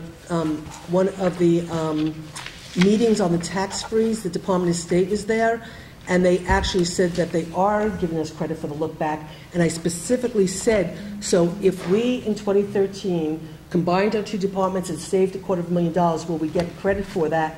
And they said yes. Okay. And I said mazel tov. And so I think we're already going to get credit for that. So I think we've already complied with the tax freeze. So Carol and I are going to start working on looking at the plan that the state's asking us to present to get approved for being freeze compliant. We already got a letter saying that we're cap compliant, and now we want to put our plan in to say we're freeze compliant. So I think right now we as a town have already satisfied it, even though we're going to continue to do some things moving forward. Like I was telling Dan earlier, that there was something I learned at the Association of Towns that has to do with a company that was vetted by the Association of Towns that works with towns to basically lock in lower costs for electricity and gas, and actually can recoup money that you might have overpaid. And if you sign up with them because other towns are doing it, that's considered shared services. So even though we don't have to do a deal with this town or that town and present a plan, just by working with this other company because other towns are doing it, it's considered shared services just by working with them. So Dan and I are going to follow up on sort of reaching out to them and looking at this. And so that's what the second thing is. The third thing I think everybody's going to love is the reform of the real property tax system. And Kevin, I'll give you the beauty of reading this one because I think this speaks to your heart. Well, you want me to read Resolution 3? Read Resolution 3. Whereas towns are heavily reliant on real property tax revenues to fund important government services, and whereas New York's real property tax burden is among the highest in the nation, diminishing standards of living and economic vitality across the state, and whereas the contributing factor to high real property taxes is the volume of legislation passed each year granting particular property owners, usually very rich ones, and not-for-profits either a partial or full exemption from the payment of real property taxes and relief from established taxable status dates. And whereas the manner in which condominiums, cooperative housing, and certain multifamily dwelling units are assessed further contributes to high real property taxes in the state, and whereas it is essential that the cumulative long-term impact of real property tax exemptions be addressed in New York, particularly in light of the continual erosion of real property tax bases resulting from the above practices. Now therefore be it resolved that the Association of Towns calls upon the Governor and the Legislature to develop and enact a uniform, well-defined approach to exemption and taxable status date legislation, and provide state funding for any state-mandated or encouraged exemption programs, and protect local property tax revenues. So I would say that this particular resolution probably got more discussion and more people commenting about it and the importance of it. You had people from Sullivan County talking about all the people from California and New Jersey that basically do all of these not-for-profit camps, and the property's off the tax rolls, and so Sullivan County has all this property off the tax rolls because New Jersey taxes, you know, Boy Those Scouts. camps. So then, like, say, for example, there's a Boy Scout camp, and nobody's picking on the Boy Scouts, but there's a Boy Scout camp in Sullivan County that's tax exempt, but they tax them in New Jersey, so they come and buy land in Sullivan County. And people were talking about places in California that buy land in Sullivan County and places around to have their tax-exempt camps to get out from being taxed in their community. So this was spoken about a lot, and I actually got up and talked about New Paltz, and I talked about the impact of properties off the tax rolls and said we love our open space and that we love our college, but the pressure of the services for emergency services is really great, whatever. And then I actually specifically, thank you guys so much for coming. We appreciate it. Thank you, thank you, thank you. So I actually got up and spoke about that, and then I actually spoke about pilots and explained the situation that's going on in New Paltz with pilots in the college and, you know, the project before us. And I have to tell you, when I mentioned the IDAs and pilots, there was more reaction by the executive board sitting up there and everybody in the audience. Everybody, you know, was reacting, and everybody was rolling their eyes, and then there was a discussion about IDAs and pilots. So IDAs and pilots seem to be getting a lot of attention throughout the state, and all the local communities are pretty upset about it. And so this is a pretty important resolution. And what I'd like to find out from them is they have the association, so they just have really, the executive committee goes and lobbies, but I would like to call them to say, how can we, as the towns, create some critical mass to try to get this taken, you know, really, really dealt with, because we know how much we're hurting by it. And then we've got the cap and we've got the freeze. So between these three resolutions together, you know, really impact the fact of whether we're going to continue to be able to provide the services that we provide in this town. Well, that makes New Paltz. just as a recap, New Paltz, the town of New Paltz has about a $1.7 billion tax base. But out of that $1.7 billion, only $1.1 billion of it pays the tax. So that means the difference, $600 million, basically contributes nothing. That's one piece of the equation. The second piece is we as a community are reimbursed for sales tax revenue that's generated at the county level. And if you think about it, two of the principal revenue sources for our community would be the college and would be some of the not-for-profits that bring in quite a few people from out of town that would spend money in our town. But Ulster County does not give us our reimbursement on our total assessed value of 1.7. It gives us the reimbursement on 1.1. So we're losing a full third of the sales tax revenue that we should be getting that other communities are getting, just because a great percent of our community is tax exempt. So we're getting hit two ways. We have these people in the community, but we're not even getting the tax revenue from the sales generated by their purchases in the community. So, I mean, so we're getting whacked in two ways. Okay, so I just felt like it was really important to bring these back, show the town, you know, what the association is doing, that they're taking on issues. I mean, I found it really interesting. Of course, the first three, you know, are really, really important. And so I just wanted to bring this back. I wanted to share it with you, and I want to see. I will, you know, follow up to see if there's a way that we can't, you know, get people together. I also had a couple of conversations with some other supervisors who are from college towns, and they have a lot of the same problems we do in terms of the pressure on their emergency services, with you know, to provide services to the college community without getting money to offset that cost. And so we talked about trying to put together a group of supervisors and mayors that have SUNY campuses in their communities to start working together to try to legislate to get some kind of payment in lieu of taxes for emergency services. So that was my couple of days just recently at the Association of Towns. So the next thing, if nobody has any questions, is quickly we have to accept some resignations and some appointments. So Justin Myers had interviewed a while ago for the Bike Bed Committee over the summer. He came and met with us, and somehow it fell through the cracks because I think we ended up moving town hall right after that. And so the Bike Bed Committee recommended him, and we, I think, interviewed him. So could I have a motion to appoint Justin Myers to the Bike Bed Committee? So moved. Second. Any discussion? All in favor? Aye. Motion so carried. Okay, Perry Goldshine from ENCB. We also, actually, we didn't interview Justin Myers, the Bike Ped did. We interviewed Perry Goldshine for the ENCB back in August, and that was like pretty much the last days we were in my office, if you remember correctly. And then we moved right after that. So she fell through the cracks. I think she's been going to the ENCB meetings, Dan? I'm sorry, I think he's been going? He has been. He was under the impression that He was. Right, right. So let's formalize Perry's appointment to the ENCB. So moved. And do we have a second? Second. Any discussion? Okay, so all in favor, motion carried. And thank you, Perry, for going. Oh, hi, Perry. Thank you for going all of these months and months, and we're sorry that it fell through the cracks. And you're now formally a member and a voting member, and congratulations. Do you want to say anything or ask us anything? Or? Thank you. I wasn't sure whether you needed me to be here, and I wanted to make sure that everything was copacetic. Oh, okay. I didn't know you were here. I'm sorry, and if I knew it, I would have told you. You didn't have to come. We were appointing you, but it's a pleasure to have you here. Okay. And thank you for volunteering. All right, thank you. Please come in and get sworn in tomorrow. Yeah, go in and speak. Make sure you get sworn in.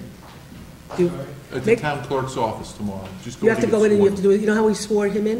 You Uh-huh. can't swear him in tonight, right now? He's got to fill out his paperwork. You already filled it out? I can do it now. Okay, why don't we just do it? Let's swear him in. There we go. Come on. As long as you can, we might as well take advantage of it, right? Okay, so Come on up. she's going to go over to. Yeah.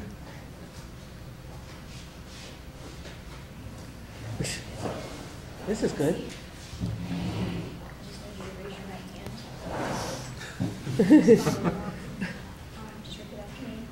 First, you got to raise your right hand. I Perry Goldshine, do solemnly swear do solemnly swear that I will support the Constitution of the United States that I will support the Constitution of the United States and the Constitution of the State of New York, and the Constitution of the State of New York, and that I will faithfully discharge the duties of ENCB member and that I will faithfully discharge the duties of an ENCB member according to the best of my ability.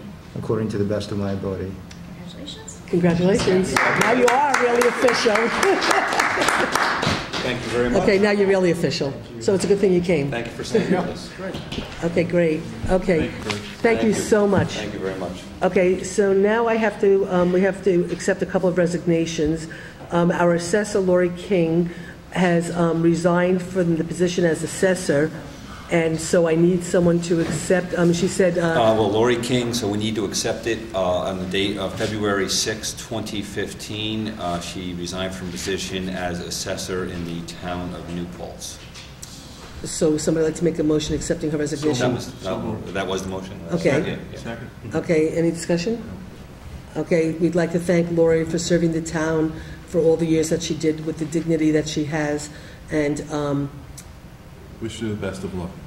we wish her the best of luck. I know she's got a couple of towns that she's working for, which then reminds me that we will have to go into executive session to discuss replacement of Lori. So at the end of the meeting, we'll have to do that because we can't afford not to have an assessor. And then the other person is John House Wilson from the ANCB, which is really unfortunate. I'm writing officially to resign my position of the Town Environmental Conservation Board. This spring I will be moving north to Kingston and will no longer be a legal resident of New Paltz. If you have any questions or comments, please email me or call me. Respectfully, John House Wilson. John's also volunteered extensively at the youth center as well. Yeah, Just wanted to note that too. Volunteered extensively. I think he's on payroll at the youth center. He might be doing a little bit of both, I think, actually. He's actually, I think, an employee at the youth I center. I think he's in our budget, and he's an employee. I'm pretty sure. So moved. And do I have a second? Second. All in favor? Aye. Okay, but we accept his resignation, and we're sorry to lose him. Okay, next, okay, so now we have parades, events, parades, Palm Sunday procession, baseball parade, and the regatta. The baseball parade is a little premature because the village hasn't approved it yet. Okay, so we don't... Once the village approves it, then the town board can approve it. Okay, so we'll take the baseball off for now. So we just have Palm Sunday and the regatta. How's the system working? All right? Well, we'll see tonight. It's brand new. Because we already have some questions. I don't know, Rosanna, if you, I mean, we went through a whole process about how to handle parades down Main Street. We love parades. We love the community parades, but every parade costs money because we have to close Main Street down, which means we need to have an awful lot of police on all the streets, closing the streets down. And so it's a lot of money because we have to pay even if the parade's only 15 minutes to a half hour, we have to pay every officer we bring in 2 hours of overtime. And so it ends up being costly, and at a certain point, it was just getting to be so much that we basically had said that we were going to just pay for police for the Memorial Day parade and the Halloween parade, and that we would put together a process for anybody who wanted to do a parade down Main Street, that they'd have to go through a process and then they'd have to pay a fee that would help offset a lot of the expenses that the community has to take. Now, it's my understanding, I think, and Rosanna, I tried to get the parade plan. If I remember correctly, we only did the Halloween and Memorial as the community parades. Were those the only two that we did? And the baseball? No, there was an issue with the baseball because of registration. I remember that. That was an issue with some village members. Mm-hmm. Yeah. And so what ended up happening is it was all agreed to with the village and the town that it would only be Halloween and Memorial Day parade that would be coming out of the town budget and we would plan for, and not anything else, and we'd do it through the parade process. So now we have a Palm Sunday procession and the regatta, and we have to approve those, and right now... Did they get the insurance information? There was an issue with that, right? They have not provided me with insurance, but they still have time. I did speak to a couple of people with the regatta. The village, they haven't approved yet, but the village will, last year the village did the insurance for them, so the village will be providing an insurance certificate for them. And I know last year also, and this is where I think we have an issue we got to kind of decide is what are the ones that we do want to provide some support for. So the example, I believe, Baseball used a lot of volunteers. I believe the officers volunteered last year. I believe. The Yeah, they did. The lieutenant said that he and the chief will volunteer to work again, and he is going to see who else would like to volunteer. And they're meeting on February 25th, so after they meet, he will let me know who's actually going to. And I believe the interfaith one also used some volunteers, but we were paying for them last year. I think what happened was they said At Easter. that they would pay for it. I think they had the money to pay for it. Is anybody? Nobody's here from there. I think they said that they had the money to pay for it last year, and I think they said they would have the money to pay for it this year. But I think we ended up, if I remember correctly, I don't know if we collected money from them. I think we ended up. I don't think we collected Actually, you know what we funds. did? If we go back to the minutes, I'll tell you exactly. Yeah. I'll tell you exactly what we did is they took the money and they made a donation to the food pantries.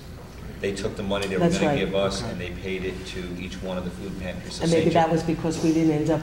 It's because I think we took a while to get the forms ready, so we decided Right. not to. Yeah, Right. and they made an in-kind donation to each one of the money they had collected. Mm-hmm. And then now the regatta one, which is a very old event in New Paltz, which goes back all the way to the 60s, and the fraternities from SUNY.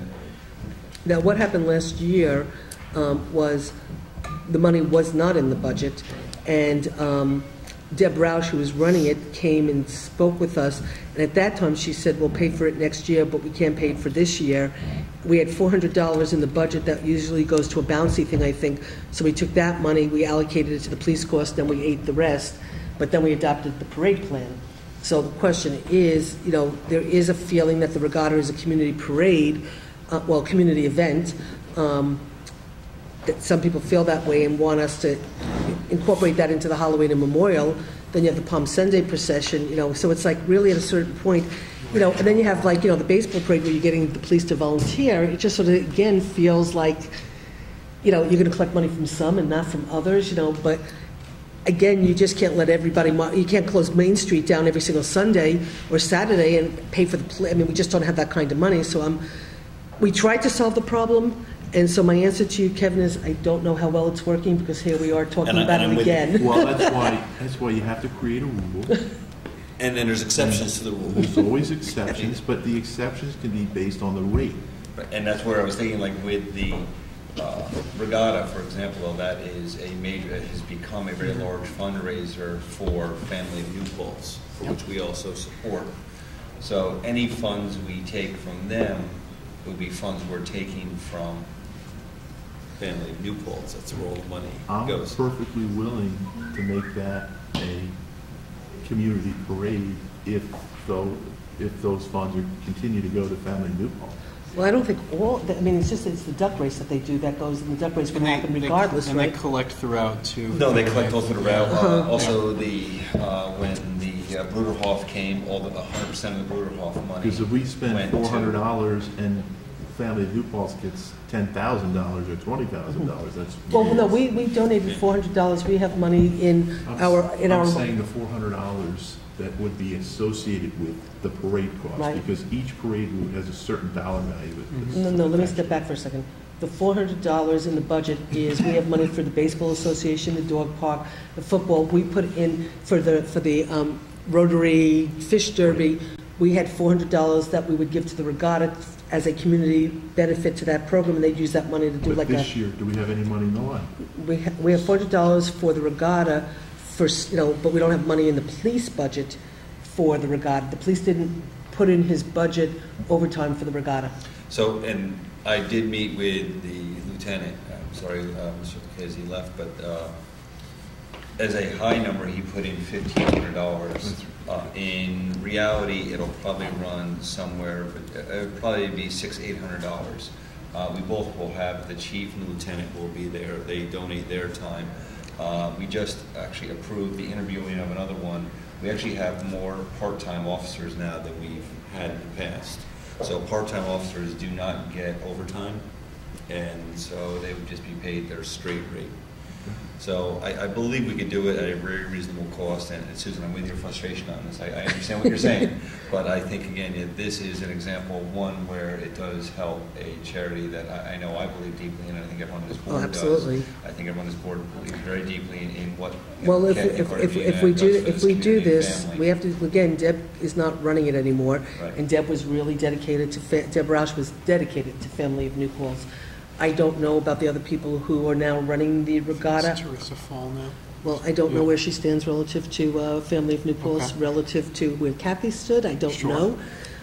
I will be willing to consider doing this if you can.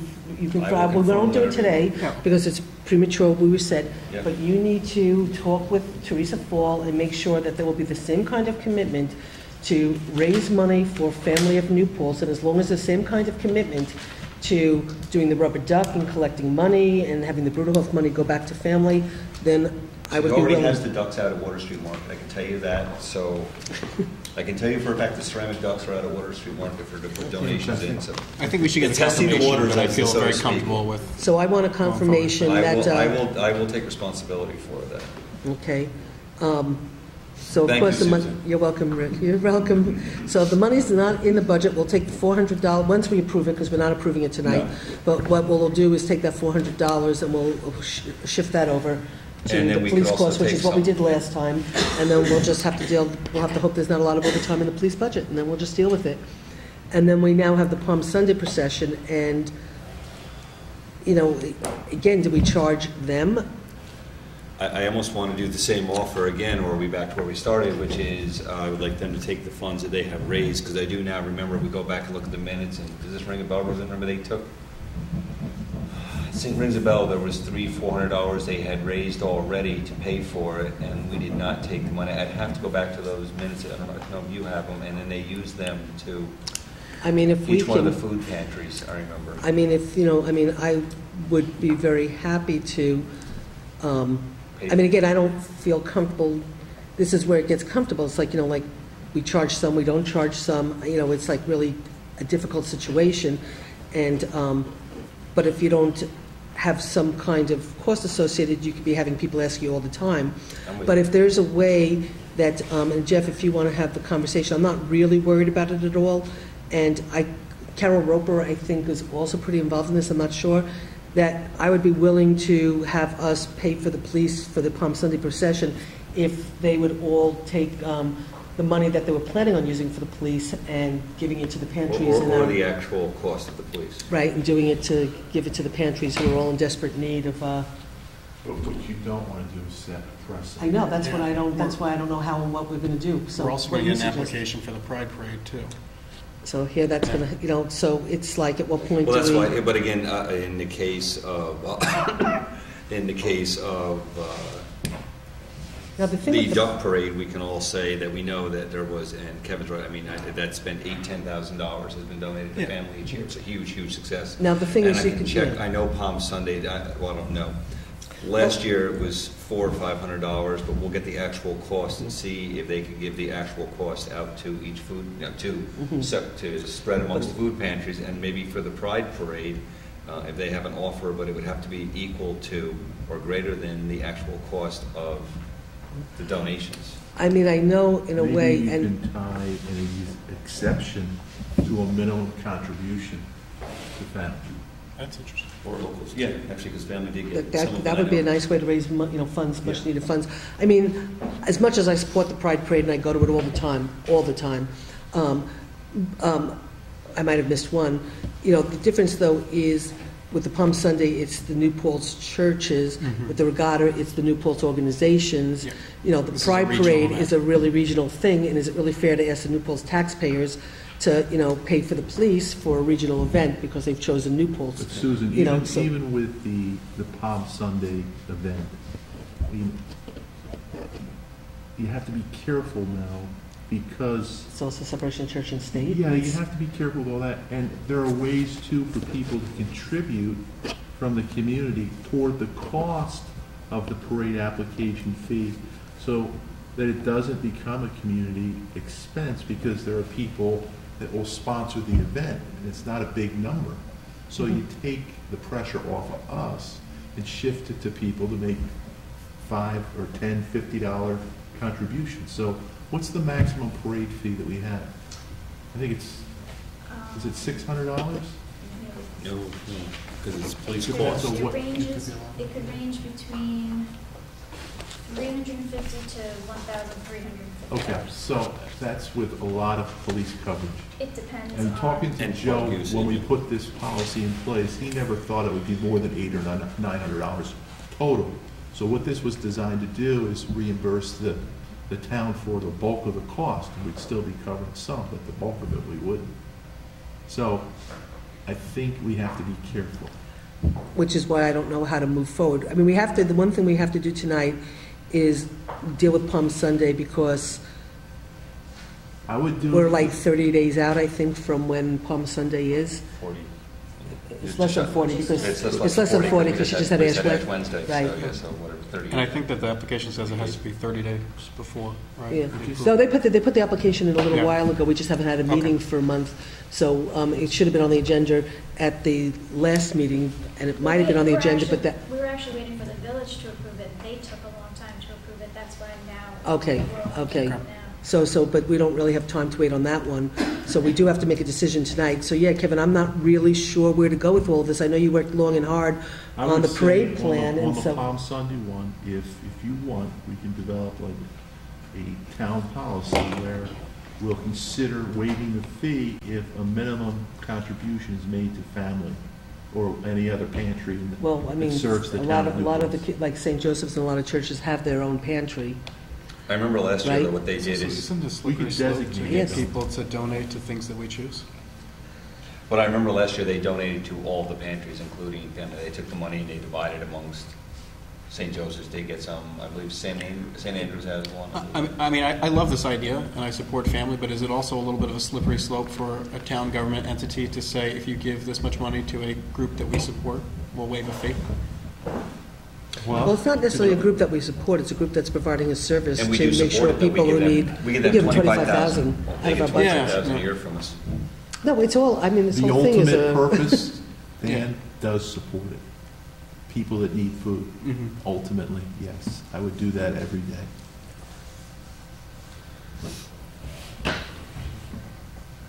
Now, actually, I could say that maybe I need to be recusing myself from this discussion now that I work for Hunger, and I actually Well, then am I'll a have to rep, and I'm recuse actually myself. and I'm actually a representative for food pantries, so maybe I should really be recusing myself from this conversation.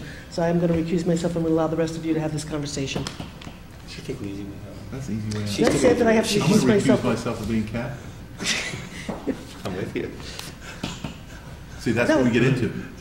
No, I understand that, but I'm just saying right now, I realize that I'm Let's advocating for let- pantries, and now we're using town money to help pantries. So So I'm not going to let's- let myself get crucified The for that. regatta we have, we've done the regatta. Palm Sunday, just make them pay the minimum fee that we have established. So you want to make them pay $350 as a minimum fee? And so it's not going to be a donation to any pantries, to anything? Should we It's choose just to a take the money minimum. and use it, we could then turn around and Okay, use it. We so we're can just then. asking them to do the minimum fee of $350. Yeah. That may be the better way to do it, is just to establish that the fees that come in go to family of Newports, or a percentage of the fees, opposed to Well, asking why don't some other we do entity it to this give money. way? We'll just approve it based on the $350 application fee, then we can check with Joe to see what kind of, if we have the legal ability to right. do that. So we won't go there because we don't know the answer, Sure. but that's a solution, and now I can vote on it. Thank you, Good. Kevin. You're back? I'm back, I'm now allowed to vote on it, Okay. because I no longer have a conflict of interest All right. of helping to advocate for So do we hungry need to people. vote, do we need to vote on the $350? Yes. So moved? Do I have a second? Second. Any discussion? All in favor? Aye. Okay, thank you, Kevin, for coming up with a resolution. Yes, and Okay, then so- I am sorry, there is one more appointment we need to do. I don't believe Okay. that did, and I will forward it to Kevin Borden. We didn't do that one, did we? No, and actually, Kevin, you know what it is Marty was having some issues with his Oh, right. email. And it this is for CWAS. Yeah, for CWAS, CWOSP, and he was having some troubles and he's got some weird addresses for me too. So I just got this one. Can we put that on for next week? And we'll just. No, Well, we we can do the just do it appointment now. right now. We can just, He was interviewed by the board, by CWASP, Okay. and they do approve him. His history is also in commitments to the land, so he is a perfect match. So I'd like to make a motion that we appoint Kevin Borden to the CWOSB. A second. Okay, discussion? All in favor? And I realize there's another one. Roseanne, I'm forwarding this to you right now. And I also realized that we didn't accept Gail Crispin. You've already done that What? one. You did that one. Oh, we did do it. Okay, Carol had asked me, and I couldn't remember if we had done it or not. Okay. What do we have next? Okay, so next is the Cusano-Wortman annexation request extension. So we actually are many days? at the almost limit of when they, It's today. it's actually today. So You want to extend it for another 60 or 90 days? what I'd like to do is extend it until September. Fine. It's going to take quite a lot of Yeah. time. This is They, not they, they, easy. they need to develop it, and then we also need to bring in the people from the neighborhood who are going to be impacted by it. Okay. And I also think there's some analysis we have to do in terms of the assessed value, according to Joe, to see if the benefit or the loss to the town. Okay. So, And we need to discuss sewer and water also. right, exactly, because that's going to Actually has impact. to do with sewer and water. with sewer, right. September 15th? So do you want to say what? September 15th. Okay, so why don't you make a motion? So move. So you, Kevin, you, Motion to extend the Casano-Wortman annexation request to September 15th, 2015. Yep. Okay, do I have a second? second? All in favor? Aye. Okay, motion so carried. Okay, board liaison, who's going to be doing what? You want to do this today? I'm just going to hand it out and give it to you, but if you don't want, I can do it next week. Can we do it next week, Sure, please? sure, no Well, problem. can I do, oh, okay, well, then No I'll problem. just, I will hand off one thing though, because Dan's, he's luckily gets to do it again, for the school district. Why don't you explain it, yeah? The top of the beginning of the story is the New Paltz Central School for a YMCA program sent us a bill dated November 5th, 2014, at least that's the date on it. I actually don't know what date we got it. From Rick Linden. From Rick Linden. It's for 2014-2015 YMCA use, which we didn't use it in 2015. It's for $5,000 for Camp Wilmey. The big problem is there's nothing in, and Dan, I'm going to give this all to you because you're a liaison to it, and Yep. you can have fun with it. I did call Rick. He did actually call back a little over about a week later, so I did not return his call. I guess have a note on it. When we give you this whole file, there's nothing in the contract about us having to pay or camp. They sent the bill, which is interesting, to Kaylee Bolwitz, who is the director in charge of the YMCA program. What's kind of interesting about that is they have no contract with the YMCA. We have the contract with the YMCA. So I don't know why they sent it to her. She then forwarded it to us. I went through the whole contract. There's a couple of them in here. We were never billed before. We were never billed before. This is Why? a brand new thing to bill us, and the sad part is now it appears that New Paltz Central School does not want to have our children be able to have a place to go this summer. They will not allow Kaylee to reserve the time in the buildings for the summer, and if not, I guess our kids, we might, depending on what you find out, Dan, and keep that. That's all yours. Keep that. So a couple of the little problems is the fact that A, they haven't charged us in the past. The $5,000 isn't in the budget. We're closing out 2014, and to get a bill now, way after the fact, without ever having it, if we send them a bill for something, and then they're saying they're going to charge $5,000 for this year, which they never said before, so we never put it into the YMCA, into our rep budget. And these are all 100% New Paltz Central School District students. I'll Some of them contact are- Rory Rice tomorrow. and Okay, see her. that would be If you great, spread that would be great, because it's a yeah. little bit of a problem, and we need to start getting the summer rec program in place, so Y needs to do that, so thank you. All right. Okay, so next is just a cell tower contract. Yep. So Kevin, you want to take that on? Yep, we have an existing cell tower contract that was signed in 1997, Yes, signed by who? signed by you. I saw that. And, Did you notice that? Yeah, I did. Seriously? Yeah. Back when cell phones were... No, it was when the cell phones started, and they were first starting to locate cell towers. Yep. And we didn't want it just anywhere, so we were able to negotiate it at the landfill so we could actually get money Right. for the tower. So it was originally a 5-year agreement with 4 5-year renewal terms. So technically, the term would expire sometime in 2022, I believe. But they're trying to renew it now, and they want to renew it again for long term. So at this point in time, we're not going to sign on for the number that they have in the agreement until we vet out what the current market is for a cell tower site. What's happening is since the time the cell tower contract was entered into, In 1997, which is a long time ago. it was really one carrier that was operating Right. on that pole. Now there are 5 carriers using that, so maybe the carriers are willing to pay more. Well, there was a Because of the co-location. economies of Right, scale. I mean, there was a co-location that was built into the contract, and I think we do get money back for the co-locations. But again, the demand is probably greater and the cost is probably, now that cell companies are probably making a lot more Right, money. so we're rejecting My the bill's a first lot more offer. expensive? We're So going what? to reject the first offer and we'll negotiate. Okay, so you're the one who's in contact Yep. and you're negotiating, and that's Yep. what's going on. That's what's Terrific. going on. Thank you very much, Kevin, for handling it. Okay, this just got added on, was the novella. So we have 2 requests to give money back. One is for novella, which I haven't gone to yet, but I heard it's really beautiful. There was a letter sent to Kelly. Please let this letter serve as our formal request of a refund of our remaining escrow monies being held in the planning board account PB 14-11 in the amount of $1,694.95. Should you have any questions, they said who to reach, and Stacy Arlene signed off on this. Kelly signed off on it? Kelly, Arlene, everybody, Okay. so it wouldn't be on the agenda if they didn't sign off on it. Right. I actually have copies for you guys if you want So this moved. stuff. Do I have a second? Second. Do you guys want the copies, more paperwork, or you don't need it? Don't need it. Okay, and you need this, okay? Okay, so all in favor? Aye. Okay, motion so carried. The next one is, and be thrilled to do this one, it's for the Hampton Inn. And Stacy signed off on this, Dave signed off on this. We took a $40,000 bond, if you remember correctly, for the demolition that the Hampton Inn was doing on the old Frito-Lay building. So the demolition and removal of demolition debris from the old Frito-Lay building was completed at the site of the proposed New Paltz Hampton and was satisfactorily completed by our client, New Paltz Hospitality, LLC. Pursuant to the bonding agreement, upon completion of the portions of the bond improvements, pro rata release of the bond will be granted subject to town approval. The bond may be reduced in proportion to the work that has been completed upon certification by the town's inspectors of the work completed, recommendation by the town consulting engineer of the amount of the bond that would be necessary to complete the remaining items of work secured by the bond, and adoption of a resolution by the town board reducing the amount of the bond required to be maintained.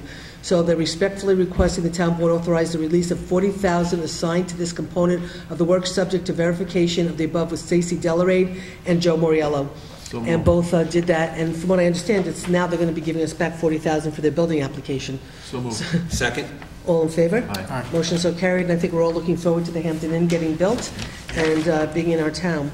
Okay, so the only thing we have left is... No, I've got one here, Okay. Hidden Ridge. All right. This is also just, it's an information, and also it would just make Kelly and Stacy a little more comfortable if we approved it. The Hidden Ridge is the 87 motel property. Oh, is something going to happen there? Yes. The 87 motel property, they were originally had made plans to make apartment and or some type of housing there. Right. They've been unable to fit in sewage. They've been unable to get the DEC approvals to get any type of sewage in there. So what they would like to do is resubmit and do a change of plan to demo the property.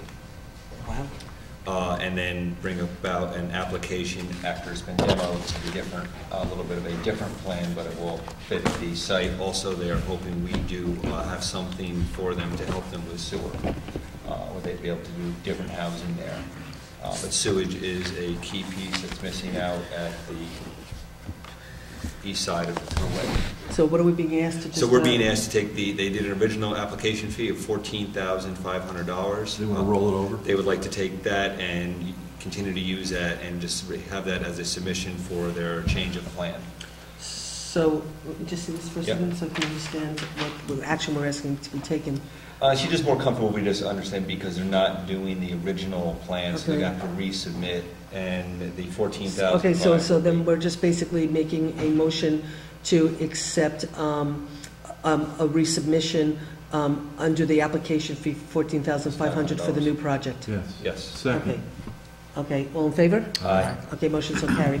Do you have this, Rosanna? Actually, you can give that to her. So, yeah, okay, so great, okay. So that takes care of everything, right? No, Other than I just the wanted warrants. to do a quick, the warrants, and I just want to do a quick discussion of where we are on community water. Right, I'm sorry, I forgot. The DEP has been talking both with Tom Rocco in the town, in the village, who is the contact with them, working on what's called an IGA, which is an intergovernmental agreement.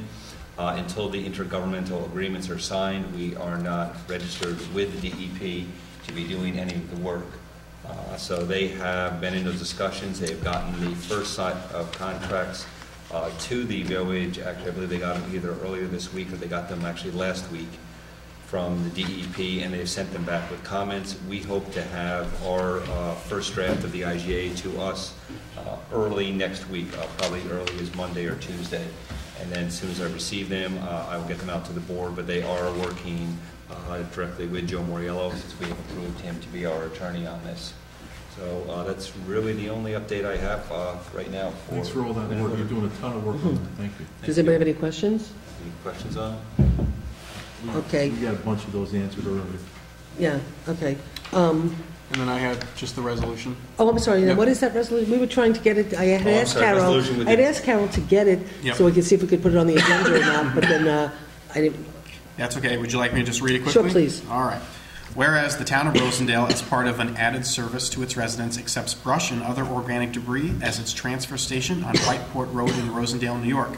The town highway department uses the same site to drop off brush generated from road maintenance and storm cleanup. Additionally, there are annual residential spring and fall brush collections provided by the town highway department. Approximately 100 yards of material is collected and needed to be managed every year. The cost of the town to hire a contractor to grind the material is several $1,000s every year, and finding resources to use the processed material has proven difficult. And whereas in 2011, Rosendale Highway and New Paltz Recycling entered in an informal agreement where brush is dropped off at the New Paltz Recycling Center, and Rosendale has provided materials, i.e. items, personnel, and repair parts for the tub grinder. Whereas the town of New Paltz is interested in partnering, the town of Rosendale is interested in partnering with the town of New Paltz to create an efficient and inexpensive way to manage brush in such a way that it will benefit both municipalities. Now therefore be it resolved that New Paltz has offered to accept the organic material, no lumber or pressure-treated wood, process it and use it in their daily operation for a food waste composting project, which will be a public benefit. Further resolved that the town of Rosendale has offered to provide Teamster personnel to be trained on operating the tub grinder, trommel screen, and other equipment to assist in managing brush and other organic debris that has been delivered to the New Paltz Clearwater Road site. And now we had talked about how much revenue do you think this potentially would bring? And do you have a guesstimate? So, I mean, last year we burned about 4,500. Okay. So it would be a nice shared service yeah. opportunity that would bring in a few $1,000s as well. there's only We two should things. have a formal agreement Yeah, because of the potential liability. that's what I was just gonna say. Okay. Because they're operating our equipment, right? So that's the quid pro quo, right? They're going to give us materials, right? Right. We'll process it for them, and they're going to help us defer or defray the cost of processing, right? Correct. So I think it's a great idea, but I I think we agree. just need a intermunicipal agreement that Okay. lays out the terms. And I agree, and I was gonna say the same thing, but the only other thing is, are we gonna have any problems with the fact that a Teamster is coming down to New Paltz to do work, and are we gonna have a grievance We do it that all work the is? time with highways. You were out in Rosendale out and helping on Whiteport Road, and then you come up here, right? So it's been Yeah, we do informally a done shared forever. service. I think I know, but I mean, in other words, right? but Yeah.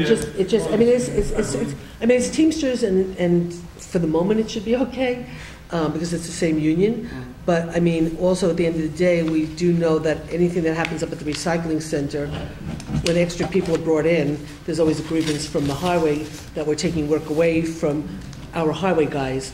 And so, I guess as long as it's not on a Saturday? I guess I'm just sort of a little, As well? I'm just a little perplexed about how to move forward because of the situation right now with our contract and the problems we're having with that particular union.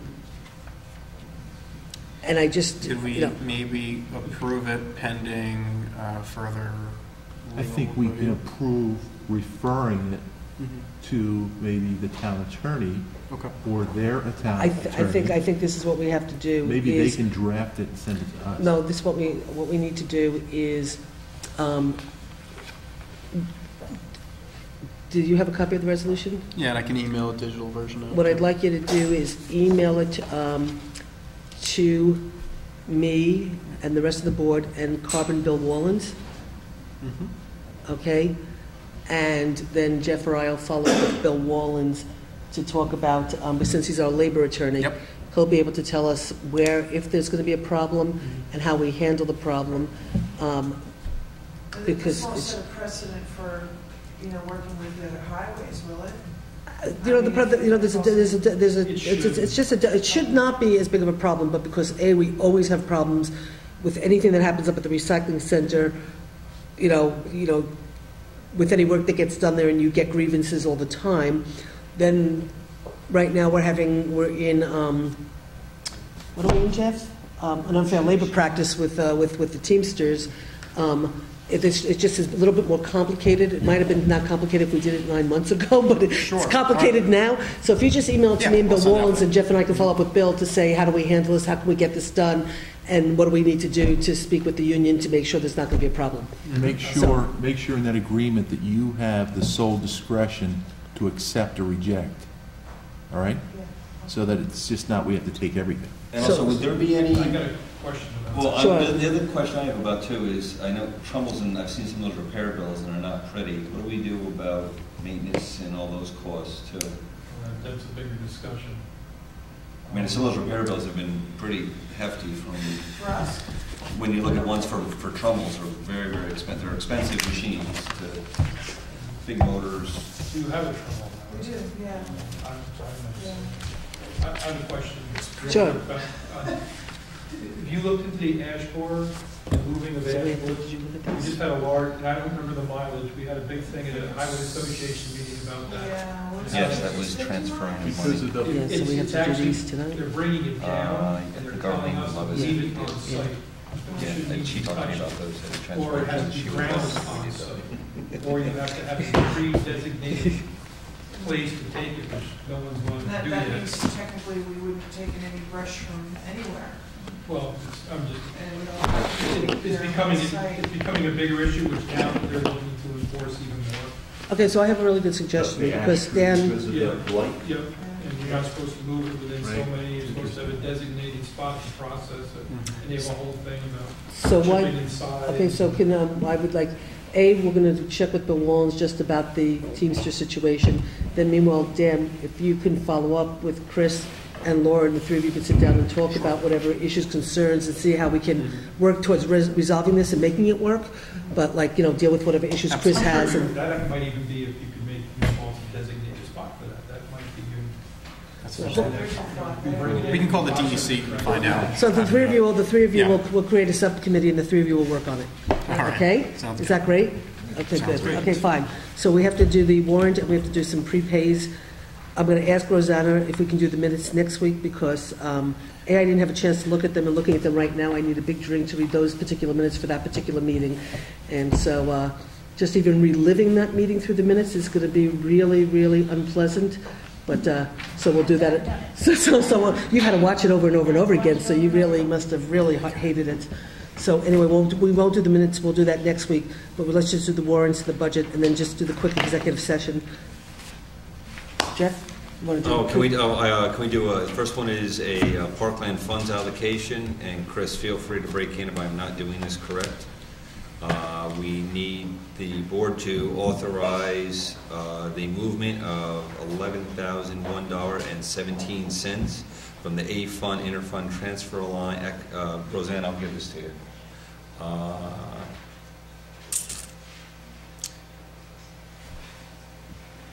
To A980, I'll leave that, where the 15,000 parkland funds are being held, to DB at an interfund transfer to another highway line, a DB 980 line. In addition, we would then need a budget modification to increase all four of these line respective amounts. So what we're going to move is ADA handicapped accessible parking for the Pavilion and Field of Dreams, DB 522, 511.4 General Road Contractual, $11,001.17 to A 522, 1620.4 Building Grounds Contractual Expense, $2,599.55. So this is basically to So move moved. the parkland money into his lines to compensate for the work he did. Compensate, yeah. For We've had a the, long discussion over on the proper way to do this, if we do this next time, we won't have Right, this issue. right. Well, that's also because of all So, the that's- bookkeeping, because of all the motion, bookkeeping Kevin, problems we've second? had. I seconded. Yep.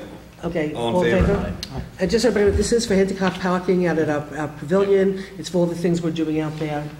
This is also for highway. This is, we need to increase lines DB 980, 1789, and DB 522, decrease DB 980, 1789, it's supposed to be decreased there. And then increase DB 522, 511.4 by $5,936.63. Second. Okay, all in favor?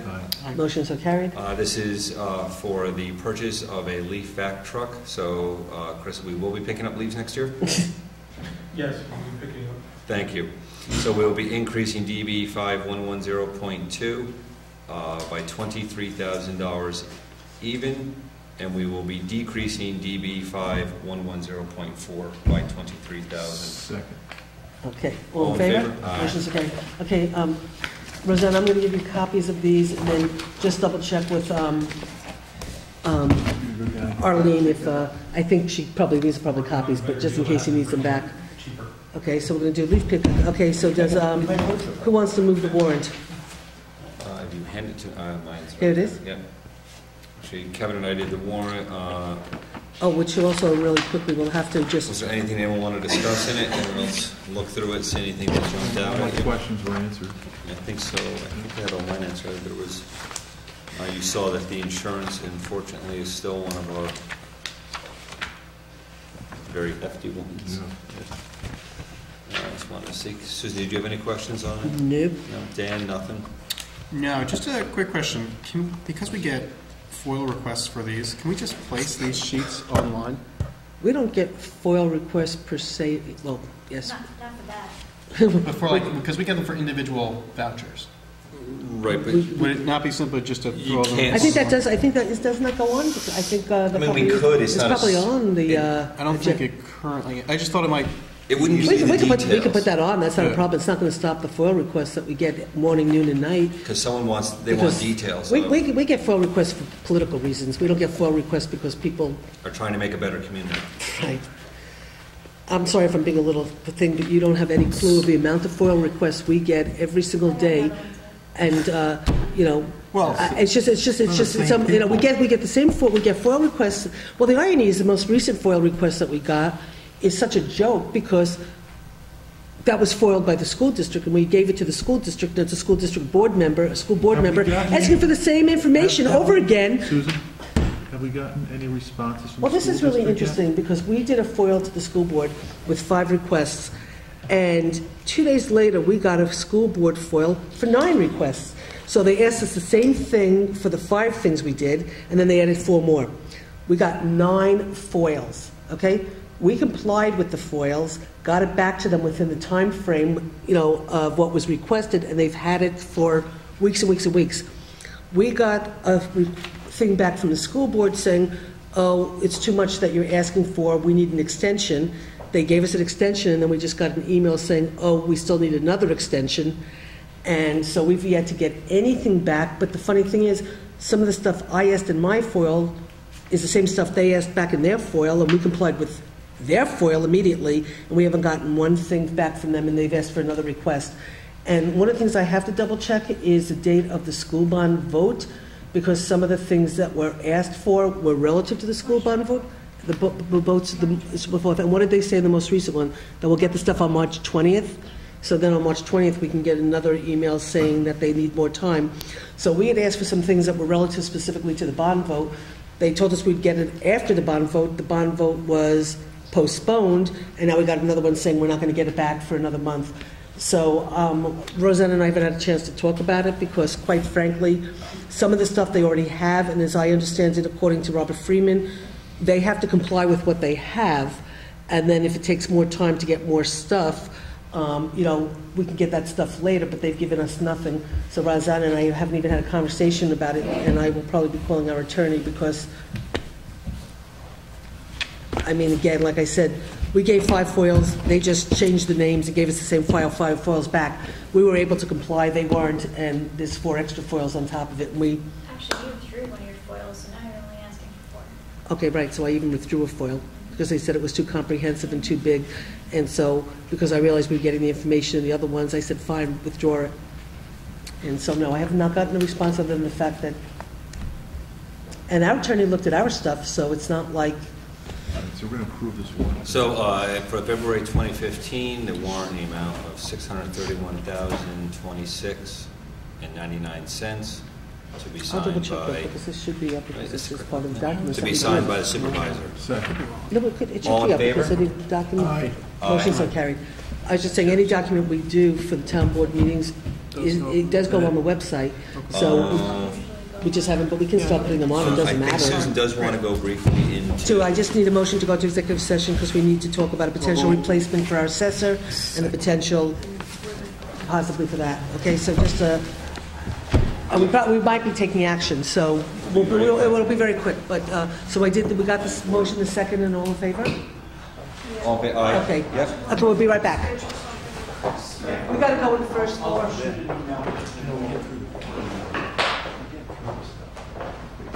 We'll be quick.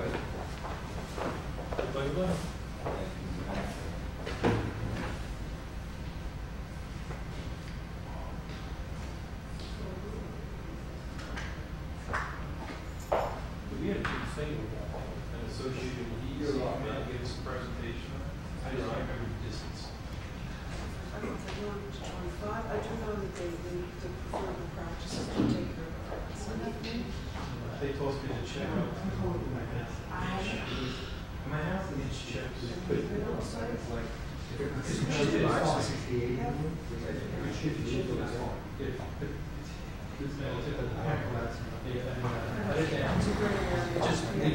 of it.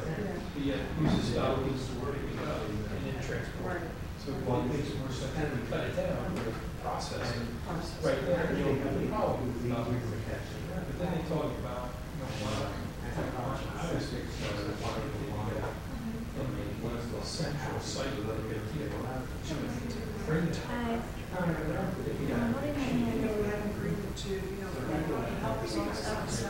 Well, yeah, no, you're fine, as long as everyone's working. But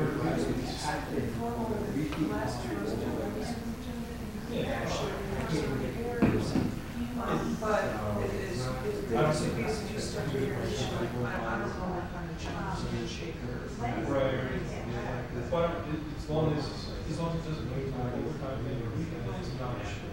Because everyone's working, you're not taking anything away from it. It's still a union.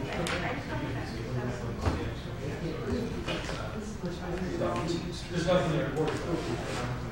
But it would be interesting, maybe all the counties should change.